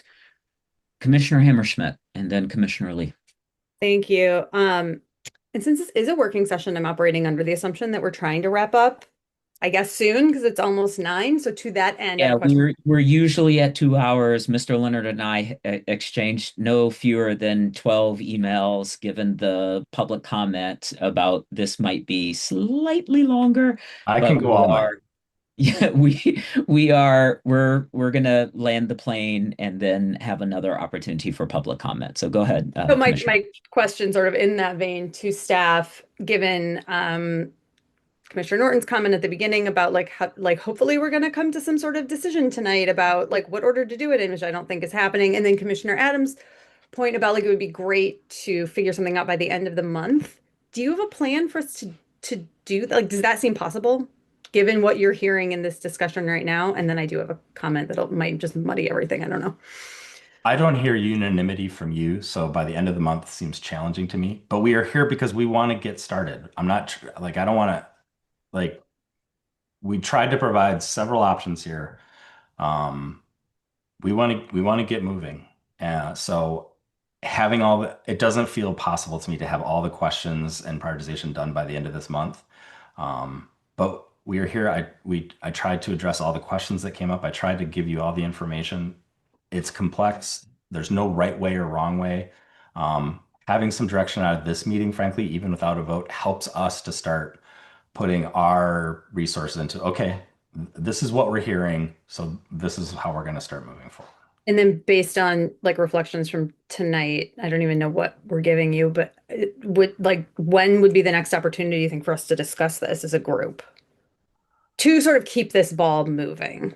I mean, we can set our own agenda. So if we want to put it on our regular agenda for the next regular meeting, just like we did for the comp plan, we can put an agenda item about our implementation strategy, and we can have it as a standing um, agenda item until staff feels sufficiently informed about what we'd like to do. And then we also set our work agenda. So we can, in a regular meeting or a work session, look at our work agenda, and reprioritize it to implement what we would like to implement. Yeah, I saw something about like picking the fourth Thursday. Yeah, if I could just for immediate horizon, for your 421 meeting, you've got one rezoning application. You have bike parking amendments are coming back to you after they were rejected by the city council. And you have some proposed amendments to our height bonus that staff has been working on based on some of the conversation that we've heard at the table over the last couple of years. We could add something to that. And to your last point you're getting to, we could also put on that agenda, we put this information in the background memo. We can convert the ORC schedule to working session meetings and just get those on your calendar for the remainder of the year. And that would give another opportunity yet by the end of this month on the 28th. And I think we would just want to your point, Commissioner Hammerschmidt, we want to pay attention to the working sessions versus regular sessions, especially if we need to vote. So today, no one could propose a plan for us to consider because we're in a working session. But if we were at a regular meeting, someone could propose, and then we would have a motion, a second, discussion, and then a vote. And then that would give direction. Of course, staff is listening. Staff is collecting what we're saying and it's informing what they're doing, but we can also take very deliberative action. And so we just want to pay attention to the kind of meeting that we have Mm. these conversations in, because if we have this conversation in another working session, then you're now 4 weeks out from today before you would be in a regular session to give a deliberative kind of decision. So just Okay. Although my 2 cents, I'm not sure that we would be ready to like make a decision next week, but I don't know. Okay, my comment, and then I'll turn it over to Commissioner Lee.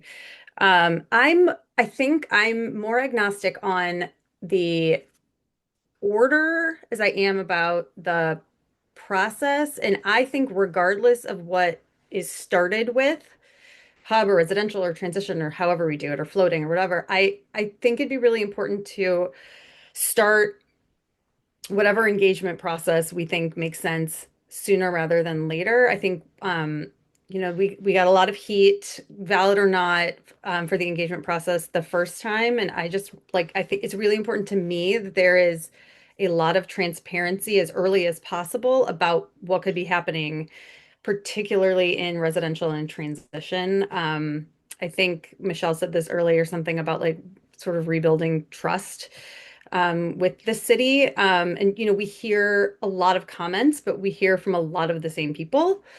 And if we have to, I think I asked Brett and my like, what do you want to hear about? Like the cost of postcards for the, because I have no idea like what this would cost, but um, it is just like it is very important to me that we do as much as we can do so that we can stop getting the criticism of like I had no idea this was happening. Um, so I'm at this point agnostic with where we start, but I think like that particular process, I would love to make sure that we have it like really buttoned up. before we move on for this, can I ask a clarifying question, which is, what do you mean? So everything that we do is public. It is completely noticed. So are you talking about additional engagement, or are you just wanting to recommend that we spend 14 to 15,000, or make a request to council for 14 to 15,000 to say we are now implementing the comp plan and we will be doing that via our meetings? So it'll either be our regular meetings or additional meetings, and you should subscribe to this email so that you receive the notifications. I think it might be closer to the latter. I don't know. Again, I don't think like I don't know. I feel like something missed the first go round, and I would love actually to hear from Michelle since she is the community engagement specialist and hear her thoughts. But since we're moving into rezonings, and I don't think we ever promised to do like a parcel by parcel like look necessarily either, though I know it's part of the process, but like like meeting with individual people. But like I just want to make sure. There's just a lot of angst around this that could impact potentially, like from an elected official perspective, our ability to implement this comp plan at all. So I just want to make sure that people feel heard and that they're aware of what's going on, and that this isn't like a huge blowback. Okay, thank you, Commissioner Hammerschmidt. Commissioner Lee, and then Planner Bennett. Well, if Michelle wants to actually respond to that, You've been waiting, so that would be up to you. no, I'll yield the floor to Michelle. I don't think you'll love this response. I think we can always improve and we should take what we've learned and improve, but just to set expectation, I don't know if you'll ever not hear that we didn't do enough engagement. I don't think any community engagement specialist anywhere has ever heard that. So you should expect that will continue to come our way. Okay. That doesn't negate what I said, but I hear you. And I agree that I think there's room for improvement. It's not to say we shouldn't do more, but just throwing that out there. Commissioner Lee. Thank you. First off, I just want to thank staff for doing all the research related to all of the other cities. That was actually very helpful to see that they've done quite similar things, right? It's not that revolutionary to get rid of parking minimums or expanding single family to include multiple residential. Thanks for that. I'll make this short. After thinking about this, I would be supportive of moving forward with Hub first. I think it makes sense to me. We went through a long engagement process with TC1. It creates eight, it looks like it's about an 8-month process. So my recommendation would be to probably look at like ORC, right, for the actual, like I want to better understand. I have a question. I wanted to clarify. I would like to move forward and prioritize Hub. I'm gonna be unequivocal in that. Um, what does the actual process look like of would you come up with text that says this is Hub and then go through that? One of the and that's the question I want to ask is like, do you write like a new paragraph? Because it's intended to be D1, D2, TC1, right? Like those are kind of the three. And I'm thinking about the process by which we segmented Stadium, Washtenaw, uh, Stadium, Washtenaw, Plymouth, State and Eisenhower. What like would ORC and staff come up with basically, hey, here's kind of the amalgamation of the text that would replace kind of like D1, D2, or would it be we add this, we rezone it, and then we redact D1, D2? Do you kind of understand what I'm asking of like the specific steps that would be required for the implementation of Hub? Mr. Leonard. Yeah, actually, I'm gonna put Alexis on the spot. Alexis, could you talk just briefly, like maybe within a couple of minutes here? Um, what were the sort of big steps in our approach to TC1 to establish that district? And have you put any thought into how we would approach it for Hub? Which I know the answer to the second question.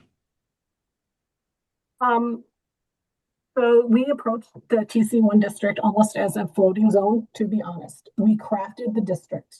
It went on the books. And now we did craft it with geography in mind.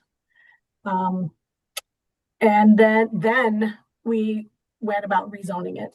That is a viable approach here. We will have to make that decision. There are two ways to approach it. Approach it almost like a floating zone, craft the district, put it in the UDC. At that very moment, we'll have 35 districts then. And then we can rezone whatever geographies we would like and follow that up with a text amendment to delete the whatever districts we have replaced in entirety. We have also precedent to do it all in one go. The A2D2 project, when we rezoned downtown, created D1 and created D2. That was both a text amendment and a rezoning approved at the same night at council. That was a big effort, but that part of that package was adding D1 and D2 and all of the overlay districts into the ordinance. Also included a section in the ordinance that says, and these districts are now deleted, and it included a zoning map change. In the absence of infrastructure capacity with that unknown, I think I would recommend approaching it as like more the floating zone style. Craft the district, and then see where it's appropriate to then rezone. But it does mean you're going to have to live with a period of time where you have a lot of zoning. That is also not necessarily my final decision. That's my quick analysis on the fly.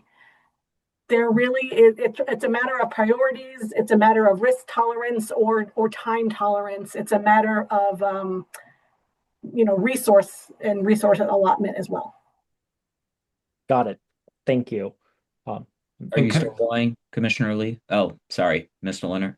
I'm sorry. I just want to add one more thing, Commissioner Lee, to your question. I don't know if Alexis got here. Alexis, correct me if I'm wrong, but the actual mechanics were we started looking at some of the other zoning districts that we had as building blocks. We looked at other zoning districts that other communities had. We then, in that case, we were working with some city council direction. We started crafting an intent statement based on some of that direction.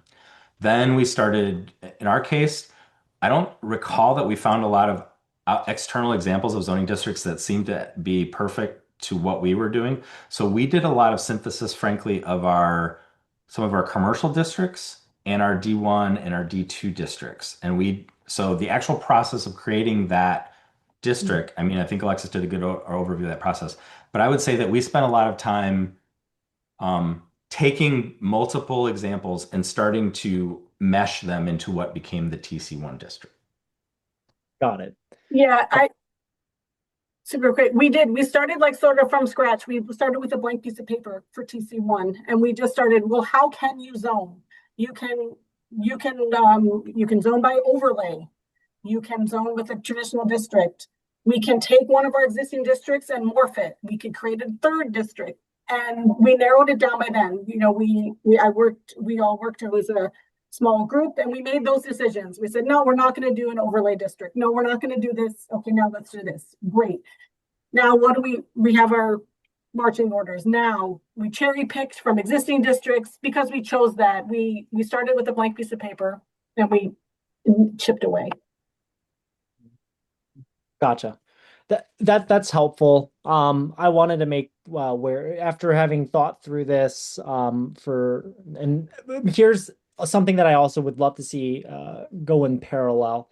I like the concept of break the code, right? Like getting feedback from folks who would really go through implementation, even with TC1, right? Like we had that frontage requirements of 250 feet, for example, right? There are things that sound good, right, when you're writing the code, and then there's the actual implementation of like, okay, this is what's going to happen when I have to build this thing. So I like the idea of running tracks in parallel, getting feedback. From my standpoint, just given the 16 months that we've spent, because TC1 was 8 months of crafting and then 8 months of rezoning. That's what at least the memo indicates. So just given that kind of a timeline, I think it's important that we set very clear kind of like time expectations for ourselves. And I would be in support of effectively. I'm supporting Commissioner Adams's proposal after having thought through this, simply because in thinking through like what small changes, again, like I think I was the one that said, hey, like, are there small text changes that could be widespread? I think I asked that question the last time around. I think we have to try breaking those, like break the code, right? What would happen? Is that possible without altering other portions, right? Like and that does require some level of iteration. In order to make, again, I think we talked about like Woodbury Gardens, 300 units, right, proposed or something along those lines. That's 100, if 100 single family homes transition to triplexes, that would be about the same kind of impact from a housing unit. I also understand the concern about like wanting to have diverse housing types, right? Like developers look at having different multiple price points, things of that nature, try to mitigate risk. So some things we can't necessarily effectuate via policy. The things that we can control would be what's the most impactful. My conclusion after the last kind of like several weeks of deliberations would be to move forward in prioritizing hub. So thank you. Thanks, Commissioner Lee. Any other commissioners on the three? Oh, Commissioner Abrams, how are Hi. I'm not going to be here to vote, so I am relatively quiet this evening, but I thought I may as well just let you all know what I would do. And I also, I think, am in support of tackling Hub first. And I think even just the discussion tonight surfaces everything will be complex, but the conversation tonight, I think, surfaced a lot of the nuanced complexity around the questions around the residential district and the establishment of a new residential land use district and how many there are. And even, I also had the same thoughts that Alexis was sharing when I looked at the CLT memo, which was that it's really compelling and interesting and thought-provoking, but it's incomplete, I think. And so it would essentially, like require the creation of the floating residential. And I think what Commissioner Adams shared about comparing Woodbury Gardens to a decade of increased housing development in the neighborhood. So I wish we could do everything at once, but since we have to prioritize, I would be in support of prioritizing Hub. Thanks. Thank you. I was just gonna go around the horn and see if anyone wanted to say something along those lines. We'll start with you, Commissioner Mills, because you're in my center square. Um, I think I share that sentiment. I also, though, I think that there are ways that the CRLT proposal um, could have some additional uh, thoughts through in terms of the minimum dwelling units per square foot kind of standard that might apply. That I think, or a maximum building area that is tiered to how many dwelling units. Actually, the vision that comes into my mind is the graphic that I've shared multiple times that also applies a 2,500 square foot maximum to a single family dwelling. I know that has, anyway, I think that there's some protections that could be in place that could make that a good, solid floating zone. But I think that we should spend our time together first tackling hub. Thank you, Commissioner Mills. Commissioner Norton. I understand the Community Land Trust's desire to move quickly because they've got folks waiting, and I would love to try and figure out how to help them, but I don't want to open the door to create a whole bunch of monsters in the process of doing that we didn't think through. And I mainly am just trying to get us to think things through. So having said that, I'm lining up too. It just makes so much sense to start with Hub for all of the reasons that have been laid out, and so I'm leaning that way. It would be helpful, I think, Planner Bennett, you gave us a really nice graphic of the different kinds of engagement things at different levels, but I read it fairly quickly, honestly, but it would be helpful to have some ideas of what kinds of activities would be involved in the more engaged. Does that mean a public workshop? What would that entail? And maybe that was there and I just missed that. But as we move forward with what are the things that we can move on quickly and we don't need to do much more discretionary engagement as Commissioner Adams referred to it. And where we do decide we do want to do some more direct community engagement, what are the kinds of activities that would encompass and what would that take? Some a little bit more guidance on what that would involve would be helpful. But in the scheme of things, I'm inclined to think that the options that are focusing on Hub first probably makes a lot of sense. Thank you, Commissioner Norton. Councilmember Dish. I would also like to start with Hub. And I am wondering why option two, no, not why, wondering if option two could have as the second thing to do a floating residential rather than a mapped residential. And would it, I understand that as staff presented option two, it was doing the bookends of transition and then moving to transition. I don't know if floating residential serves that same purpose or not, but I'm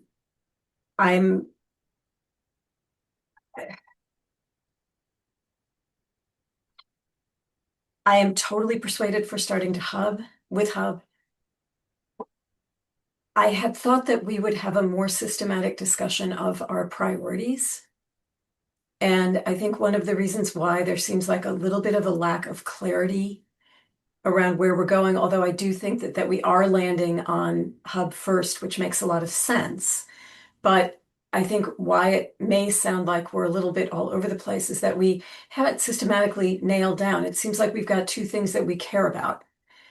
We do want to go to the most bang for the buck and get something on the map that will give us meaningful density and good control over what this thing is going to look like when it's no longer TC1 and then these random things, but rather Hub. But it also sounds like there is a need to address the lack of option for someone who wants to build on an existing R1. And we have a lot of thoughts about how anything that you build in a residential neighborhood now, whether it's 1 unit or 3, should be. We have a lot of thoughts about that because we want to encourage as much as we can modestly sized rather than Bigfoot, which is something that council has said about 1 million times. So I would like to, which doesn't mean that it's either triplex or Bigfoot. I think there is a concern about bigfooting because it just raises the price of housing. So I am not at all thinking that only for triplexes would I be thinking about maximum lot or building sizes. I don't quite, well, anyway, whatever. I don't have to know how to do that. But so I would love to hear from staff if option 2 could be tweaked to put residential floating as the second. Not that I'm trying to commit us to the second, but I do think that that is the purpose is for us to have a long-term plan. So, but I'm on Hub first. Okay, can I hold your question on option 2 till I do my roll call, and then I will come back to you before we finish? Is that okay? Thank you. Commissioner Hammerschmidt. Sorry, Commissioner Weatherby, you're at the bottom here, so I'm just moving around. So plus You giving you saw more me. time. I'm not ready to commit one way or another, but I think I would lean towards Hub first at this point. But I really don't want to wait on any sort of engagement that residential rezoning is coming until we're done with Hub and transition and see how much time we have left. Like, I really think that that engagement needs to be meaningful. And I think that the sooner we start that, even if we don't rezone residential for 2 years, like, I just want to start that. Like, it is coming. By the way, we did a comp plan and now here you go. But I think with the discussion tonight, starting with Hub, will create the least amount of angst. Thank you, Commissioner Hammerschmidt. Commissioner Weatherby. All right, so I'm going to be a contrarian here. I don't know, but I feel like starting with hubs sounds easy, sounds like, oh, we'll get a lot of housing, we'll start with hub, it'll be easy, no one will object. But the hub areas are really diverse. This is similar to me, and I was not involved in the TC1 zone rezoning, similar to me to TC1, and it took a long time, and they were very complicated, and and we haven't gotten a lot from that. And so I think it's easy to say, oh, we'll get, 300 units, but will we? Because I'm not sure we will, because the implications are that this is going to be big bang for the buck. And I'm just not sure about that because we haven't seen that with TC1. And I don't know for some of these areas if it's going to be zoned in a way that's wildly different than what could be built now. And so I think the kind of and we haven't talked about a lot of the issues. With residential, we've heard about a lot of the issues. I think we were very clear that we would have up to 3 units. And that might be an easier place to start with because we have already actually talked about that. I've also, we've heard from developers that big projects are going to be really hard to do in the next few years because the university is literally sucking up all the construction sort of ability in the area. And so we may be able to get a lot of smaller projects done in the next few years that maybe won't be done as the university is going to have 2 large housing projects. Well, 1.5 large housing projects. So I'm just not sure. I don't know that Hub is going to be as easy as we want, is going to give us what we want. And I commiserate with staff who's going to have to set this all up and to work with it and to make it happen. And so I would defer a little bit to staff. I know everybody wants to go really fast. I remember when we were working on the R4C, there was a long period of time where we didn't get much done. And then a lot happened. And so, it takes a long time. And I know we don't want it to take a long time, but I think we do run the risk, as these other areas have seen, of endless lawsuits where we have to stop. And I think, we've been very clear in this process about the 3 units. So I'm not sure that I don't know. I'm glad we're not voting this week, but I just think that I don't know that Hub is as easy as people seem to think.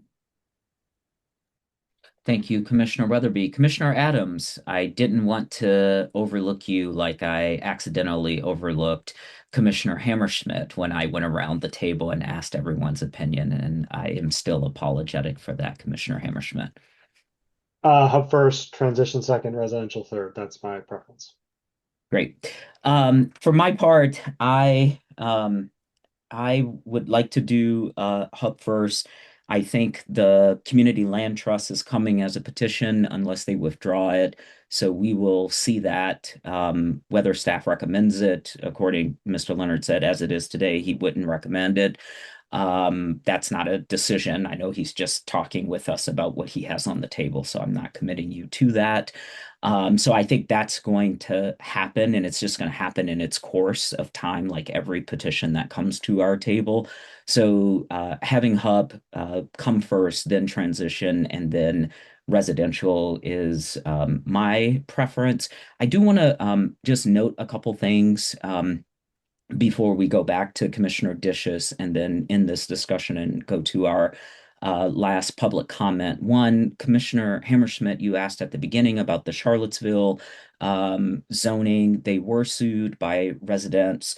They were sued because in Virginia, you're supposed to submit your planning documents to the state. And then the state has things that they are supposed to review, and they felt like the city did not do that.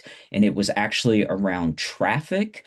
And so it was to the Virginia Department of Transportation that it was supposed to be submitted to.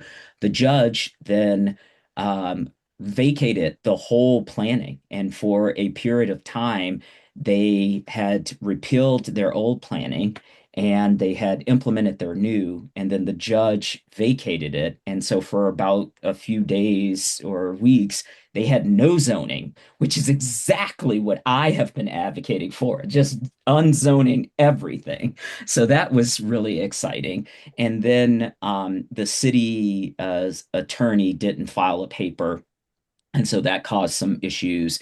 And then they settled with the residents. They submitted it in to the Virginia Department of Transportation, got a reading, and then all the parties dismissed in October of 2025.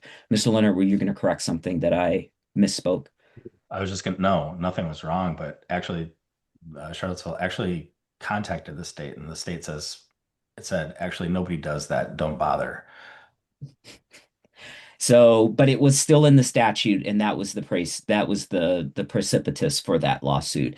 And then I do want to note that the Woodbury Gardens is coming back to our table. They just redid their postcards, I think in March, because it's on our planning page. And I just looked at their new filing, and they're looking at 352 units. It's an infill, and it's going to be TC1 with conditions. So I just wanted to just sort of reaffirm that there is some opportunity for housing, especially infilled housing, that is coming before us in the TC1.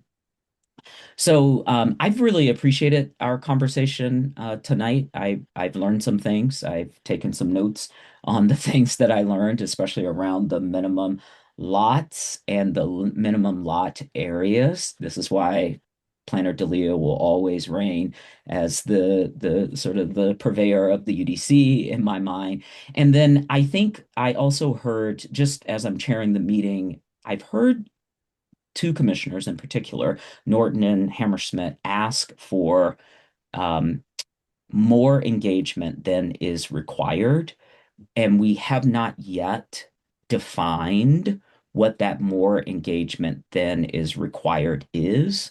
And I wonder how the commission can either serve you or create space so that you can give us more guidance. You don't have to answer me now, but I'm happy to talk to you via email or to follow up with you to just see what are the tools and resources that you would want to see that don't exist so that we can at least get them before the commission and we can begin to talk about it as opposed to it just being open-ended in our deliberation. Commissioner Dish or Councilmember Dish asked a question about option 2 and why not going to the floating district as the second part. That was a question to staff. Commissioner Dish, do you still want that question answered tonight in this deliberation? Tonight? Did you say tonight or no? No, not tonight. No. Okay, great. So we're not voting, so. Great. So would any, other than Mr. Leonard, any other commissioners have anything to say that they didn't get a chance to say that they want to say before we transition? Going once, going twice, 3 times. All right, Mr. Leonard, and then we'll go to public comment. So no action is taken by any of you, but I'm really grateful for the conversation. What I am hearing from the majority of commissioners is a desire to start on Hub first. I think one of the things that we can do is we can start early in the conversation. I think Commissioner Norton asked for some illustrative examples of what are some of the techniques that might fall into some of the categories of some of what those engagements are. One of the things that we can work to bring back to you as soon as possible is what would starting with Hub look like and what are some of the potential engagement tools that might fall into those categories. And then you can, to the extent I'm reading this room correctly, your focus can start being on delving into that question that's been raised about what is adequate, what is desired, what are some of those things. And we can start having those discussions maybe in a more productive manner over starting with the hub district rather than having so many moving parts at once. So just telegraphing that's kind of my intention to move forward. After this, I'm going to reserve the right for Michelle and Alexis to corner me in the office and tell me how stupid I am, but that's where I'm leaning right now. So I think unless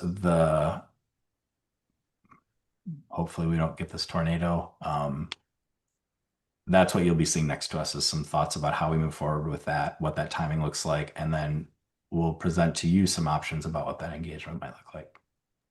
Okay. Thank you, Mr. Leonard. All right. So with that, I think I asked Mr. Leonard to put the Community Land Trust petition on the agenda. So, but that was just as a reference point so that everybody could have it here because it was submitted via comments and communication at our last meeting because usually we don't see a petition before it gets to our table. So that takes us now to agenda item number 5, which is public comments. We still have, by my count, roughly 20, let's see, 10 participants. Oh, look, 4 people have their hands up already. So 5, I will stop counting as they add themselves to it. So this is an opportunity for individuals to speak up to 3 minutes on any issue before the Planning Commission. To speak, if on Zoom, just use the raise hand feature. If using your phone, please press *9. City staff will identify callers by their name if on Zoom or by the last 3 digits of their phone number if on phone. When you go to speak, please mute any background noise so that we can hear you and move to a quiet area. And at the beginning of your comments, please state your name and address. Mr. Leonard, would you get us going? Mark Skirbo, you can unmute and address the Planning Commission for up to 3 minutes.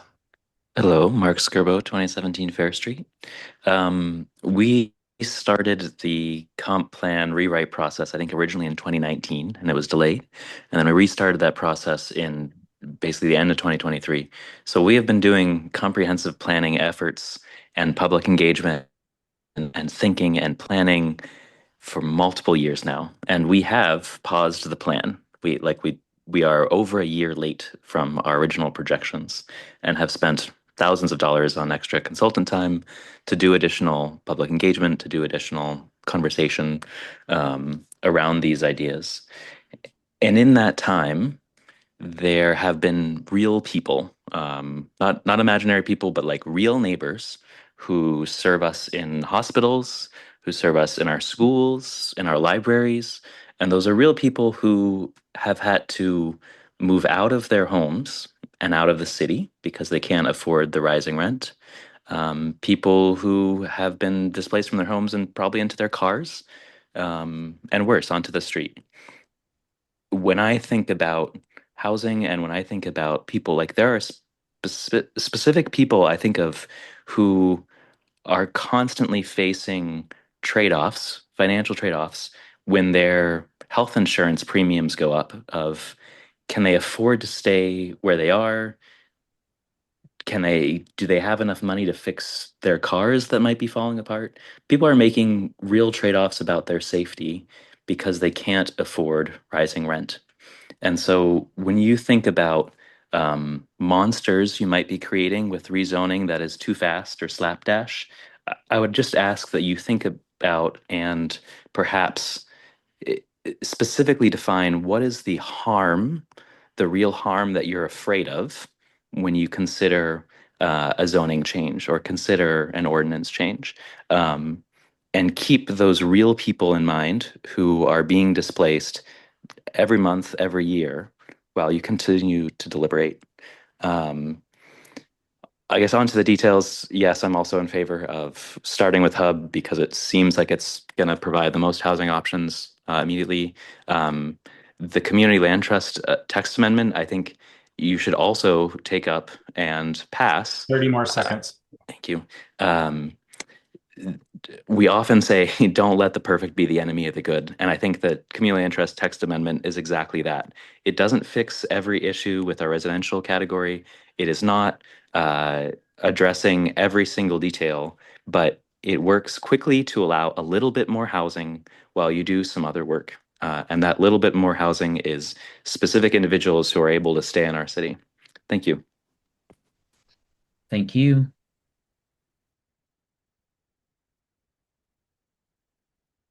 David States, you can unmute and address the Planning Commission for up to 3 minutes. David States, 2254 Belmont Road. I'm not a lawyer, but listening to the discussion tonight, there do seem to be elements of the Community Land Trust proposal that are using the text amendment mechanism to do an end run around notification and process requirements in rezoning, when in fact the proposal appears to be substantially rezoning many properties. I would concur with Councilor Adams that the experience in Austin, Texas, with which I'm quite familiar, is that increasing housing overall makes housing more affordable for everyone. And market rate housing is a solution to affordable housing. I would also say that there will be, if you go implementing the Community Land Trust text amendment mechanism, there will be many aggrieved landowners who do seek legal recourse, and you risk tying the whole process up in the courts. Thank you, and that's it. Thank you. Adam Juskevich, you can unmute and address the Planning Commission for 3 minutes. Hi, Adam Juskevich, 1430 Las Vegas Drive. I'd like to build on top of Mark Scarbo's comments that you should be considering the harms done by changes that you made, that you make. I think you also need to consider harms done by that we have seen done by the status quo and that are continuing to be done by the status quo. And I think that that needs to be a central part of what we look at moving forward. And I think that the comprehensive land use plan does indeed center that the status quo is broken, and we need to move past it. I think that the community land trust proposal, I think it basically does 4 things, right? And the first one is fairly straightforward. It simply changes the names of R1 and R2, and there's a bunch of there's a bunch of changes around that that are basically saying instead of single family residential, it's low intensity residential. Instead of two family residential, it's medium intensity residential. So like that's kind of the first thing that it does, which doesn't really change much except names. It also adds a new three family residential use, right? So there's single family, two family, multifamily. It adds a three family in between that, and it says that multifamily is four or more, right? So that's fairly straightforward. It adds that use into the low intensity, medium intensity, and so on. Um, and then really the meat of it is the last two things that it does. One is a fairly straightforward change to essentially change the building spacing to 6 feet instead of twice the side setback within a parcel. So like I think the minimum um, side setback that we have is 3 feet, so twice that is 6 feet, and so it basically sets 30 more seconds. to what would be the minimum. And then the fourth thing that it does is on page 10 of the document. In no case shall this determination permit fewer than 3 dwelling units on a lot. So it sets a floor. If the per area dwelling units per area allows more than 3 units, you can still do that. But what it does is it sets a floor. And I think that that's consistent with what the comprehensive land use plan says, which is that there That's are 3 units per parcel. Thank you. Thank you.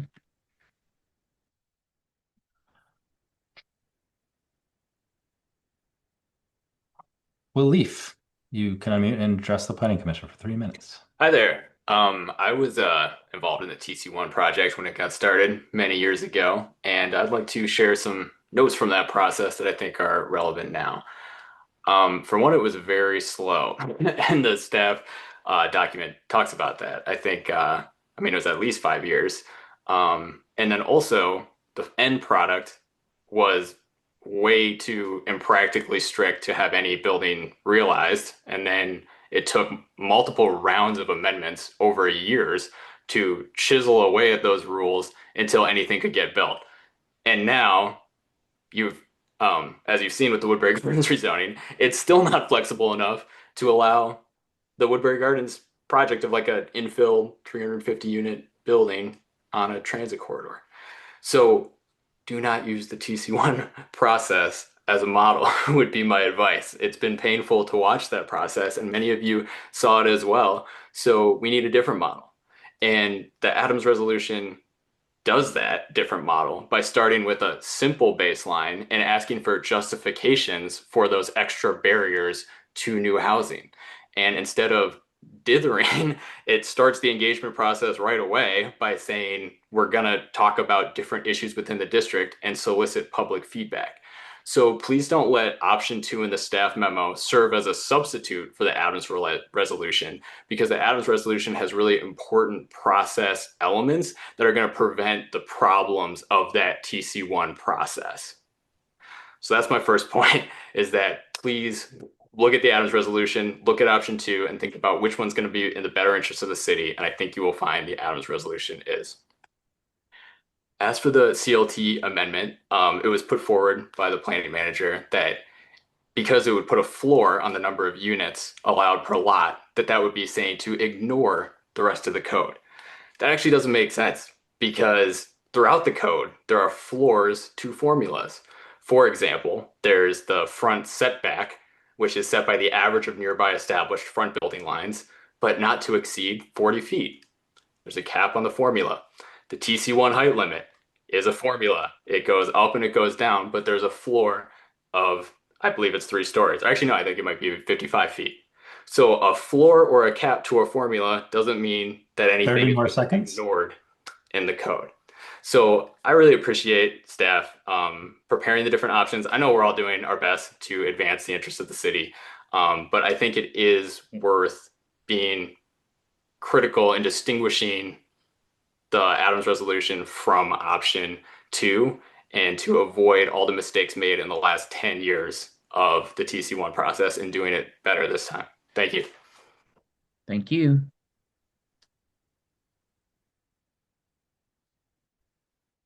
Tom Stolberg, you can unmute and address the Planning Commission for 3 minutes. Thank you. I want to address Commissioner Norton's question about the legality of requiring affordable housing.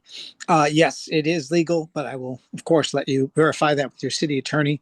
The key is that, let's say you're starting with single family zoning, that first single family one isn't required to be affordable, but if you want to go up to 3, the additional ones would have to be affordable. That kind of language would be legal. And it's pretty easy to do. And we actually already do that in our code in a couple different places, that type of thing. If you're going to go with the community land trust, I do like Commissioner Adams' concept of they want to build now. Can you go back to the ADU revision and look at that again and see if that's the most appropriate way to go? If not, if you are going to entertain doing it with the text amendment is problematic in so many different ways. Again, it is not just something simple. For example, you're creating Bigfoot triplex opportunities. And if we're trying to avoid Bigfoots, this is just another Bigfoot generator. Also, the CLT will get outbid on lots because the extra yield that you will be granting to lots all over town will be much more attractive to somebody who wants to do Bigfoot expensive triplexes. And can outbid the community land trust. So they may see their well dry up pretty quickly. Unintended consequences, always look out for those. In terms of the other callers talking about the individuals, yeah, I've been spending the last 10 years talking about individuals and affordable housing. If you want to look at them, stop doing rezonings to categories with conditions and do PUDs instead. Number one way, you can get over 50 units at the Woodbury Gardens. You could have got 30 at the Dean, Southtown 30, Lower Town not over 90. So we've always had the opportunity to house those people. Bang for our buck is to do it right the first time. So I also look at the community land trust possibility as something that might be a short-term possibility since you're starting with hub.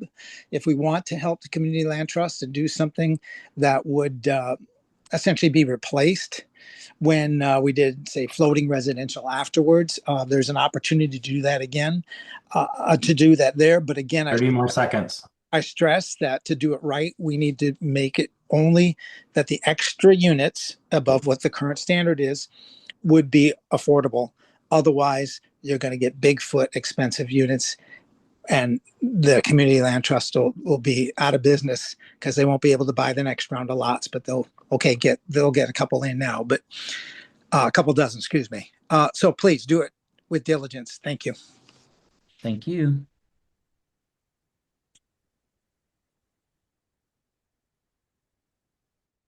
Greg Matthews, you can unmute and address the Planning Commission for 3 minutes.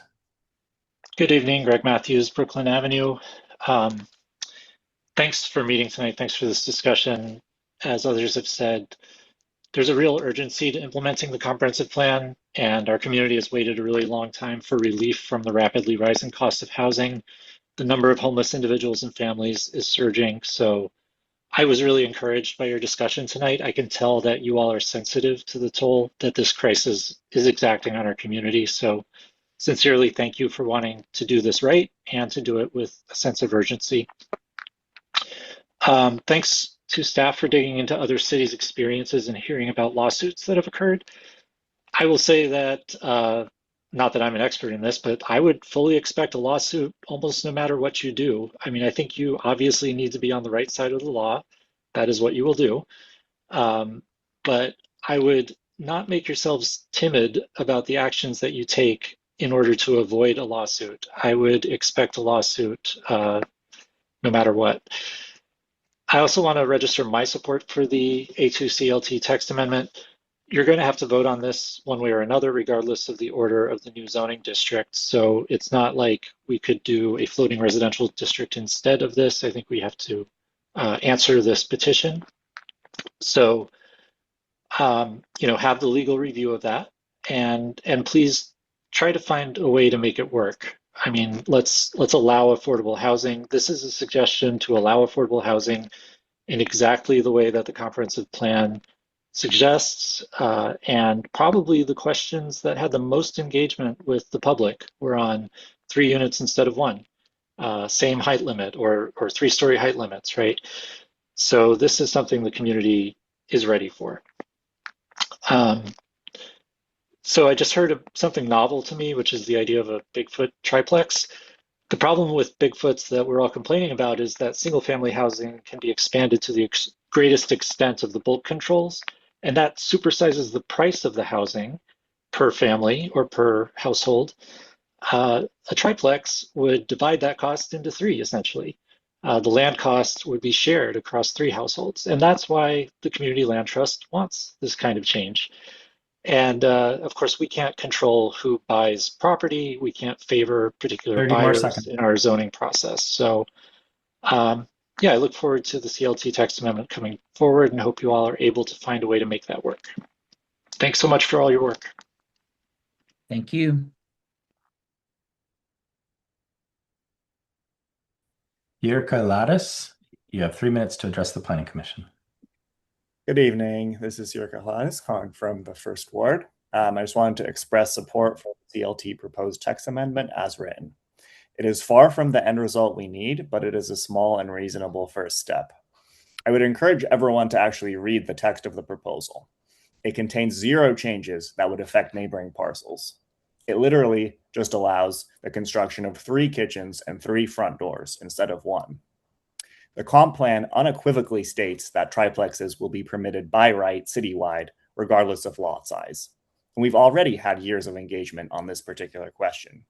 There is no reason to delay this simple and straightforward change. Creating a new phantom zoning district that no one can actually use without jumping through ridiculous hoops is not the way forward. Give council the opportunity to finally repeal single-family zoning.